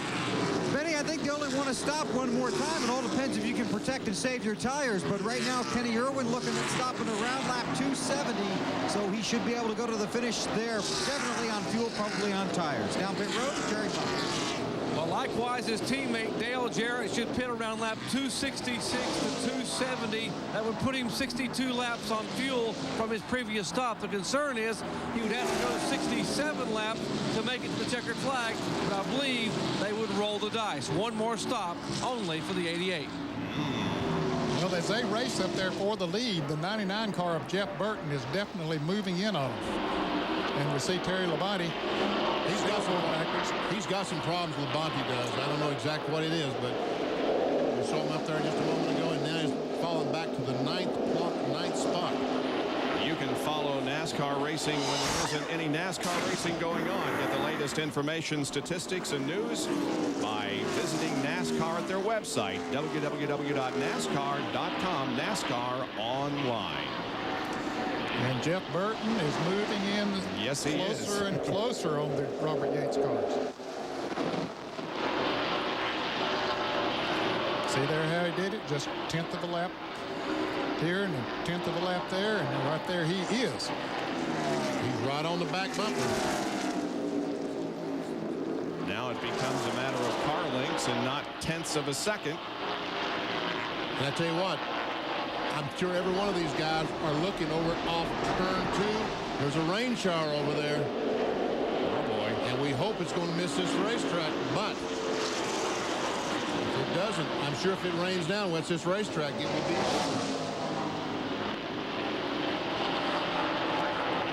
Well, Bill Weber, what do you hear about Kenny Irwin? Well, he's not very happy with the performance of his Ford right now. We've told you earlier in the race it was tight. Well, he's just told his crew with a lot of enthusiasm that his car is getting tighter and tighter. They do plan to make an adjustment when he does pit around lap 270, but right now he's busy trying to hold off the 88 and the 99. Both of them are right on his rear spoiler. Hard to make a pass on the car. It's got as much horsepower as that thing has down the straightaways. Burton closing in on Jarrett now for second. Oh, they have to go high because of Ward Burton, who was coming in for a pit stop, and that was a close moment. Kenny Irwin made a great rookie move right there. I mean, that was a veteran move that he made. Dodge could have been a wreck. Wow. Looks like Dale Jarrett is laying back in the corner, backing off a little bit early, trying to get off the corner to get a run down the straightaway. He's been doing that all day, and Terry Labonte now is making that pit stop, which should be his last one, and Ray Dunlap is there. Well, I'll tell you, Ned, they were really worried about the way the Hampton was going away on the 5 car. He was leading just a little bit ago and has dropped back to about 12th. Terry says it's all tires, guys. We're just losing it. Hopefully this will be their last pit stop. And it's going to be a good stop. Less than 18 seconds for Terry Labonte, and he's rolling again. Great pit stop. And he'll go back out there, and he'll be able to run faster on those new tires, so these others can't afford to stay out there too long. Jeff Gordon coming into the pits now. They can't afford to stay out there too long on those old tires, or Terry Labonte will make up a lot of ground on them. Jeff relinquishes his 15th position for the stop, Ray. Yeah, Bob, and it's the exact same situation. Jeff said to Ray, boy, we got to get some fresh tires on here. This will be their last stop. They said they can make it. The question is, will there be another caution? If there's no caution, the 5 and the 24 are going to have pretty good track position. And a less than 18-second pit stop for the Rainbow Warriors. Dale Earnhardt just went a lap down. He is running in the 18th position. Here come the leaders, cross the line. Lap, but when these cars pit, they will get back on the same lap. Now, here's that evasive maneuver by Kenny Irwin, and he's, of course, used to running those sport tracks and sprint cars, and I think his experience in that helped him there. He did. Ward Burton was probably running 100 miles per hour slower than he was. Looks like DJ's coming in. Yes, he is. Well, he's coming down pit road, and Dr. Jerry Punch, he'll be there before long. Bob expected to be their final stop. They have gone 60 laps exactly. They will have to go 59 more to the finish. I asked about changes. They said no changes. The only thing we're going to change at this stop is we are going to change our luck. We hope to be able to win one finally in 1998. Right side tires are on. They moved the right front tire away. A little bit of rubber separation on the right front. The right rear has been laid down. I cannot see the right rear tire. Left front, Slugger Laffey has lug nuts on. Off the tube. He is down and away at 20.2 seconds. Final stop for the 88 car. That was a couple of seconds, about 2.5 seconds slower than Terry Labonte. He made his pit stop. Well, we should be seeing Kenny Irwin come in for a pit stop soon. Could be this lap. Yep. Jeff Burton, both are coming in. Both coming down. Now, again, we remind you the speed limit is 45 miles an hour. Begins right there. Bill Weber, here they come. And they warned Kenny Irwin several times, no speeding, no speeding. He is all the way down at the turn 1 into pit road. 45 miles an hour, the pressure mounting on this rookie. No driver has ever won his first Winston Cup race at Atlanta. Kenny Irwin's fate may be decided right here. This is expected to be 4 tires, and they are going to try and loosen the car up a little bit. It could be wedge or it could be track bar. They hadn't decided. Now they go to the rear of the car. Right sides are on. They come around to the left. They put more tape on the grill trying to cover that hole. Up top. Jeff Burton has got a tough break. He's locked in behind Kenny Wallace's car, and he makes contact with Kenny Wallace. If he does beat Kenny Irwin out of the pits, Rusty Wallace beats him, Johnny Benson, and Wallace beats Irwin out of the pits. Wow. The Benson trying to get by Rusty Wallace off the corner because they know it's for position. Here they go, trying to drag race out of the pits. Who's going to win the drag race to turn 3? Oh, Rusty just won't give it up. He has position. Can he stay there? That low side of the racetrack is the best place to come up on a lap car, and they go right on by on the outside. That was Ricky Craven. They're still side by side. And finally, Rusty Wallace will prevail. A great stop by Rusty Wallace and the Miller Genuine draft crew. Let's look at Jeff Burton now as he tried to get out ahead of Kenny Wallace. He accelerates. Kenny Wallace tries to turn away so he doesn't run in the back of his brother Rusty, and instead runs into the 99 car. Well, that is a big traffic jam.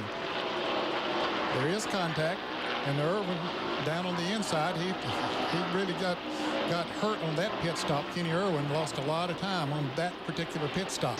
Dick Trickle has stayed out there. He's leading the race. Now, he just pitted. Okay, he was leading. Kyle Petty's headed behind the wall. We talked about him a moment ago, running so good, having a good run. He's headed into the garage area. And there's his onboard cameras. He pulls back into the garage area. The cycle is complete of pit stops, and Dale Jarrett is the leader of the race, with Bobby Labonte second, and Jeremy Mayfield, Jeff Burton, Rusty Wallace, and more on Jarrett from Jerry. Well, Bob, they are holding their breath in the 88 pits. Why? Because for the first time today, we have seen the right rear tire chunk on that pit stop. Not only was the outside shoulder, but the inside shoulder as well had chunks missing. There is the right rear tire that came off the 88 car. That tire ran 60 laps. He will have to run 60 to make it all the way to the checkered flag, and he wouldn't have made it much more on that right rear. So what that means is we're going to see an exciting finish to this race. There could be tire wear involved. Dale Jarrett won this race in the spring last year, and boy, it has been a long time since a driver won back-to-back spring races here at Atlanta Motor Speedway. You have to go back to 1968 and 69. Back with more after this. We welcome you back to the PRIMESTAR 500 at Atlanta Motor Speedway. Riding along with the PRIMESTAR car driven by Ted Musgrave. He's a lap down in 25th position at the moment. And ESPN's NASCAR Winston Cup coverage will continue on the 22nd. The race, the actual coverage of qualifying begins on the 20th, Friday, with Bud Pole qualifying. The Diamond Hill Plywood 200 for the NASCAR Busch Series is on Saturday, the 21st. And then our happy hour coverage at 6:30 on ESPN2. NASCAR today at noon on Sunday, and then our coverage of the Trans-South Financial 400 from Darlington will begin at 12:30 Eastern Time. Well, what happened on the racetrack? I was busy with It was about to be really a big deal with the leaders as they were running behind traffic. Dale Jarrett had been running behind Todd Bodine and the 41 car of Steve Grissom. And they come up, Todd Bodine comes up on Grissom, maybe a little bit of contact there. Jarrett had to really get on the binders, and look at Bobby Labonte come into the picture here now. He zooms up through there in the Interstate Battery's Pontiac and passes Jarrett and takes the lead. Just like he was shot out of a canyon. That's right. And this is the first time that Bobby Labonte has led today. He becomes our 14th different leader. And remember, we told you all day when we came on the air, we told you how well Bobby Labonte does. And again, we see some raindrops on the camera lens. But Jeff Burton, let's don't forget about him. There he is. He got caught there in the pits, or had that little almost mishap there in the pits. He got behind a little bit, but he's worked his way back up to third now. He is definitely gaining on the leaders. We see that he's gained 0.6 of a second on the leaders. And look at that, 29.6 and the 30.1. Just how consistent they are. And folks, we saw that pit stop just a moment ago. And last year, over the years, we talked about what an advantage is for the champion to get that first pit. Here, Kenny Irwin, he's in the first pit. And here's the line that they determine what the positions go for on the caution flag. Now, this is on the green flag. You see, Kenny Irwin moves. On a caution flag, he would be in front of every one of these cars back here. But since it's a green flag and they have the acceleration factor going for them, each one of those cars will pass him before he gets back up to speed. Which they can legally do.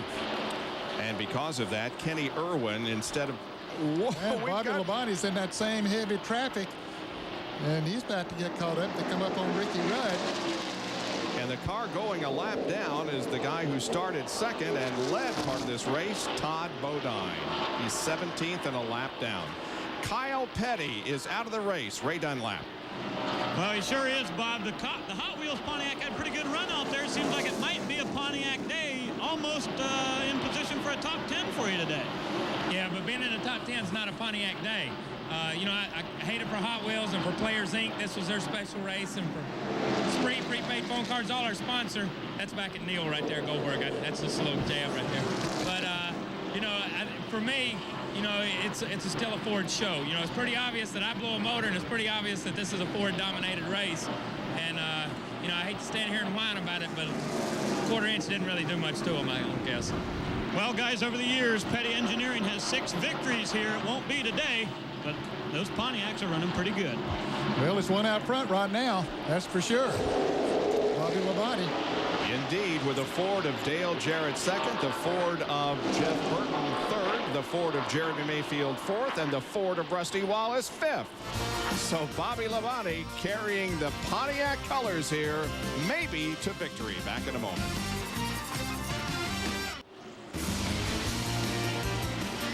ESPN Speed World coverage of the PrimeStar 500 from Atlanta Motor Speedway, being brought to you by the more than 1,900 AutoZone stores across America. AutoZone, the best parts in auto parts. By Team Monte Carlo, Chevy, the more cars champions trust. By Texaco, a world of energy. And by Exide NASCAR Select, the official battery of NASCAR. Well, the laps are winding down here, and Bobby Labonte has decided to put his Interstate Batteries Pontiac up front. He has a 2.5 lead over Dale Jarrett and Jeff Burton. He has unleashed those ponies. He's taken off. Bill Elliott watches those two cars go by. Elliott is in 16th spot. He's 1 lap down. Never seen Michael Waltrip. He is in 15th spot. 1 lap down. Look at this. The interval between Bobby Labonte and Jeff Burton first to third has gone from 1.5 seconds to 2 seconds in those 5 laps that we counted. Every one of those laps for Bobby Labonte except one were in the 29-second range. High of 29s, but they were there. Now he's running across some problem trying to get by the 43 car. That, if he can get tested traffic in the right place, he'll be okay. But traffic is the wrong place because the Labonte's car is working terrific on the very bottom of the racetrack. It's not working very good up on top. He just put a lap on John Andretti, who's currently running 14th. Andretti was the pole sitter of this race, and so the 76 Racing Challenge money will go up again.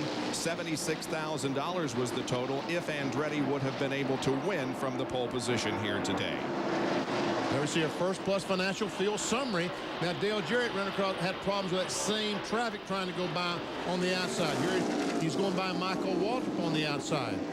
And that will knock off a couple of miles per hour on that last lap. It cost you a good half a second. Now Michael Waltrip slows down and heads for the pits. The last car on the lead lap, as you saw in the First Plus Financial Field summary, is Jeff Gordon running 13th. He's about a good driver and a 5-iron for being caught. Oh, see Jeff Burton trying to take a look on the outside, couldn't do it. Jarrett dives down to the inside of John Andretti.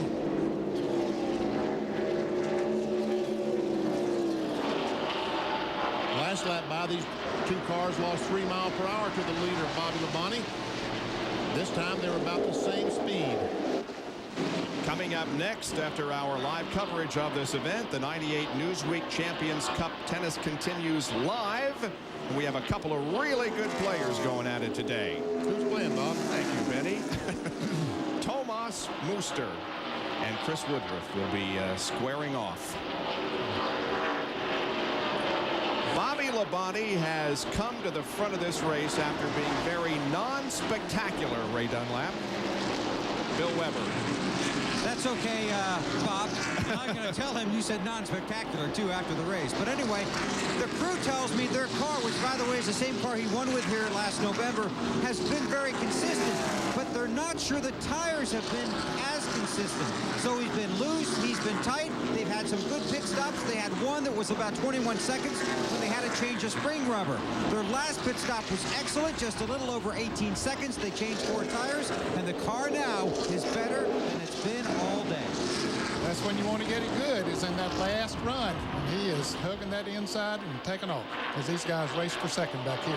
Yep. This is about 2.5 seconds behind Bobby Labonte. Jarrett and Burton. There's Labonte coming off the corner. He's going to complete lap 300. We've got 25 laps to go. You ever see Labonte go down in turn 1? He caught Greg Sachs in the perfect spot, able to dive down to the inside and not impede his progress one bit. Meanwhile, Dale Jarrett might be impeding the progress of Jeff Burton right now. But both those cars the last time were faster than the leader, Bobby Labonte. Yeah, you wonder, Jerry Punch talked about the tires that came off of Jarrett's car on that last pit stop, if he's been being conservative with it, and which he probably needed to be. One guy I got to give a call to is Kevin LePage. There he is. He is in 11th spot. I mean, he is a great run going today. And we see where the rookies are running this year. Kenny Irwin, a great run today. He's running in 7th spot. We've seen him all day. Jerry Nate doing 30th, and Kevin LePage is running 11th. So Joe Fox, Kevin, you guys have done your work today.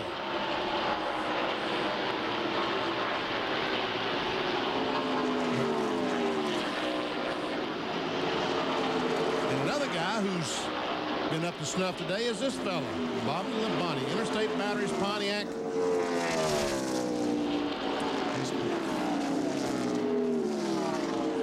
You know, Bobby Labonte's victory last November here was kind of put on the back burner because Jeff Gordon won the championship that same day, but he turned in a great performance then, and it's equally a good performance now. And you're talking about Jeff Gordon. We talked a little bit ago where he was running. I said it was a driver and a 5-iron for Benny. It's down to a sandwich now that he's coming up on Jeff Gordon.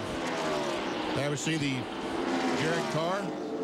Jeff Burton. Never see Jeremy Mayfield goes by. Here comes Rusty Wallace. Our points leader is in 5th spot. Good run going for him. On board with him. Currently 5th leader of the points and the only driver with 3 top 5s in the first 3 races of the year.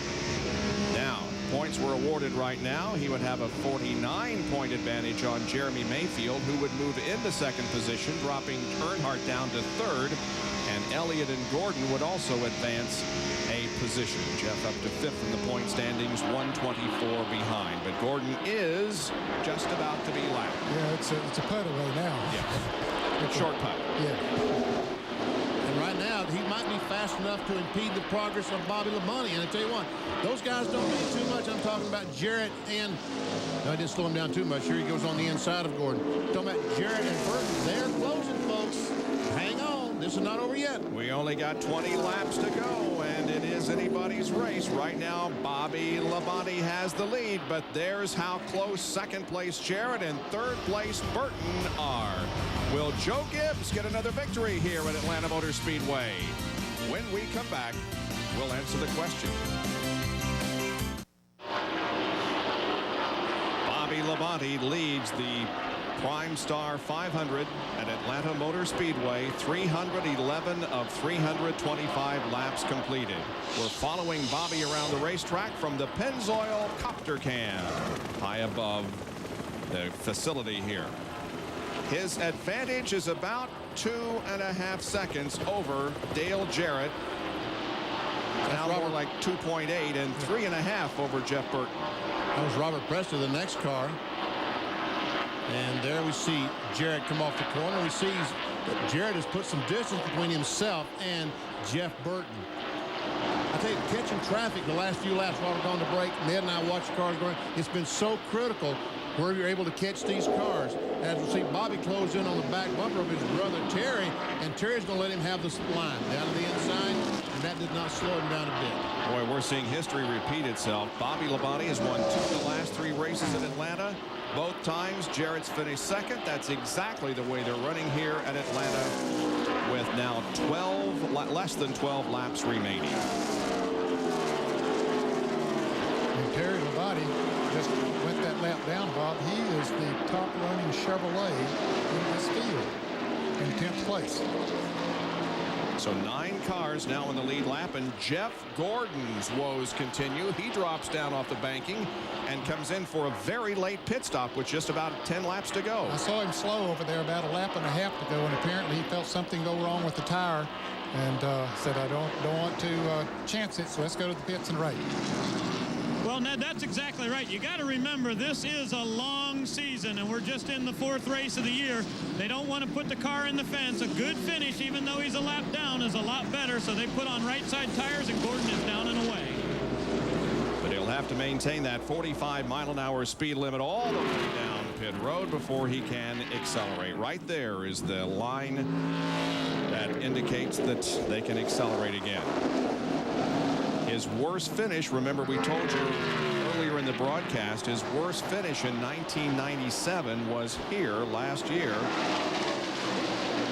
And now Labonte continues to have traffic woes out there. He's behind Jeff Bodine.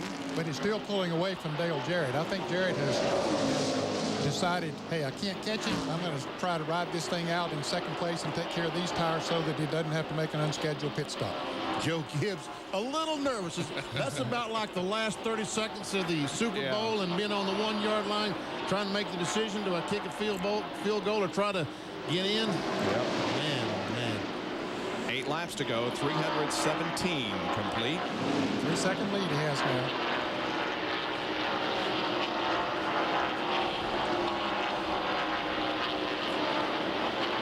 The 2 and the 90 have raced together a lot this afternoon. That's Rusty Wallace running 5th and Dick Trickle running in 6th position. They've raced a lot all their life because they both used to run ASA, and Rusty and Trickle both tell the story about when Rusty first started. He called Trickle to find out what the setup was for all these tracks. And Jeff Burton is falling off the pace.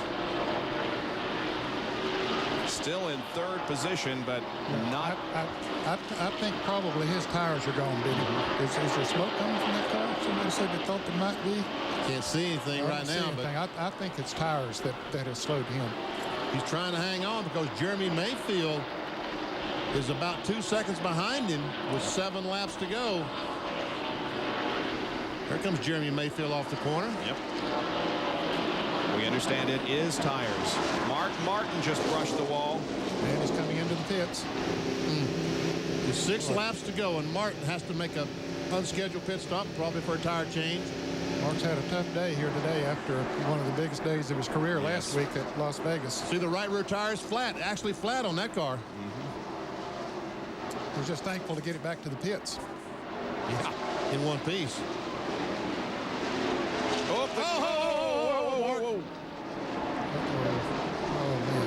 When it rains, it pours down. Now they got to somehow get the jack back on the car. Okay, now. Those green rims that they're putting on there, those are from Chad Little's. And off the, oh, look at this. Dick Trickle has passed Rusty Wallace. And that moves him to 5th position. Trickle's best finish this year was last week at Las Vegas 16th. And now Wallace takes the spot back. Now Trickle is slowing down, isn't he? No, I guess not. thought he was. I tell you, there's a lot of cars out there with tires that are getting very worn right now.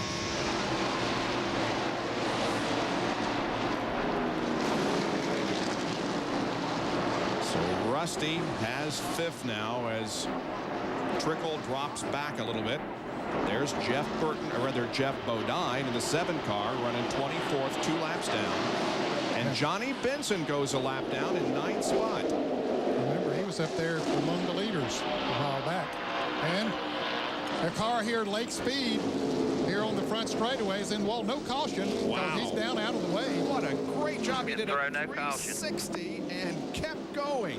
And we'll see the right rear tire is gone on the car, and we'll see the damage it's done to the quarter panel. The Cartoon Network Ford, when the tire came apart, it just ripped the quarter panel almost off. There are less than 3 laps to go, and NASCAR is not going to waive the caution.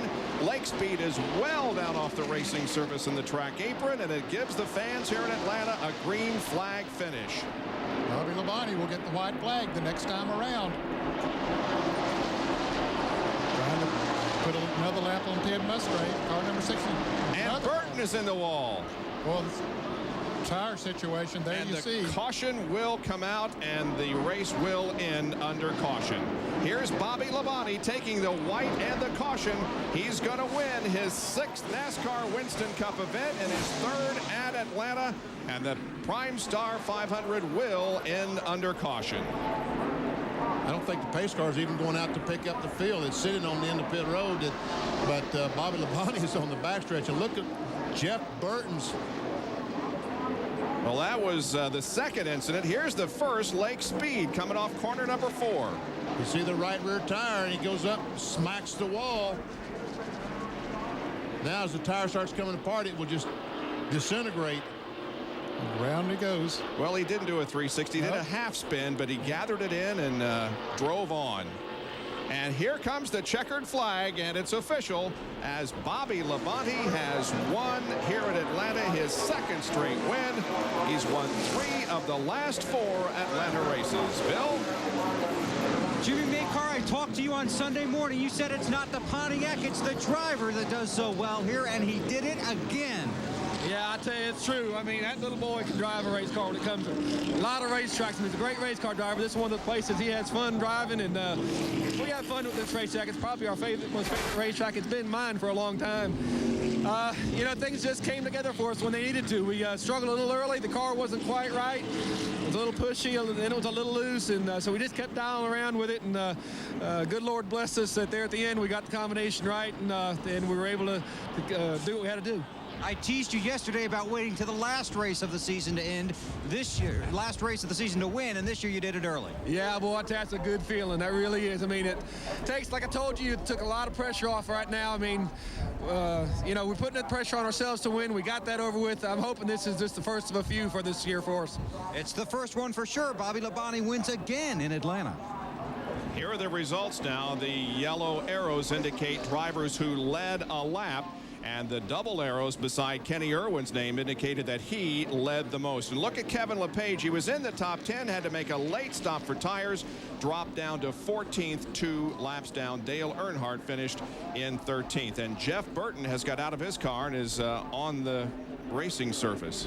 Yeah, he drove that car around a couple of times with all those sparks flying, and he brought it across the start-finish line here the last time to be sure he got scored that lap, and then he got down there in turn 1. I guess that's about as far as it would go. We had 14 different leaders in this race and 29 lead changes. Here are the updated NASCAR Winston Cup points. Jeremy Mayfield moves to 2nd. Then it's Earnhardt, Elliott, Terry, and Bobby 5th and 6th. Jeff Gordon down to 7th, and Mark Martin, Bobby Hamilton, and Jimmy Spencer, the top 10 in Winston Cup points after the 4th event of the year. Bobby Labonte has circled the track and is headed down pit road and into victory circle. Well, this kid is good here, isn't he? He sure is. I mean, last fall his performance was flawless, and today it looked like early on he had some problems, but at the end he was definitely the man to beat. In 7 races here in the number 18, he has 3 wins, a 2nd, and a 4th. This win comes in his 161st career start. And And Pontiac rolls into a NASCAR Winston Cup victory lane for the first time in 1998. Here's Jerry Punch. Bobby Labonte in victory lane. Pontiac wins at Atlanta, and Bobby's trying to get unhooked. Hey, Bobby's smiling. Congratulations. Man, that was awesome, man. This thing, oh, man, I couldn't believe it. We weren't very good there for a while, but I tell you, this thing, these guys did a great job. I mean, they just worked so hard. I like to thank everybody, Interstate Batteries, Shell Oil, Coca-Cola, Easy Care. I'm going to miss somebody. Husqvarna, Pontiac, Goodyear had a great tire today.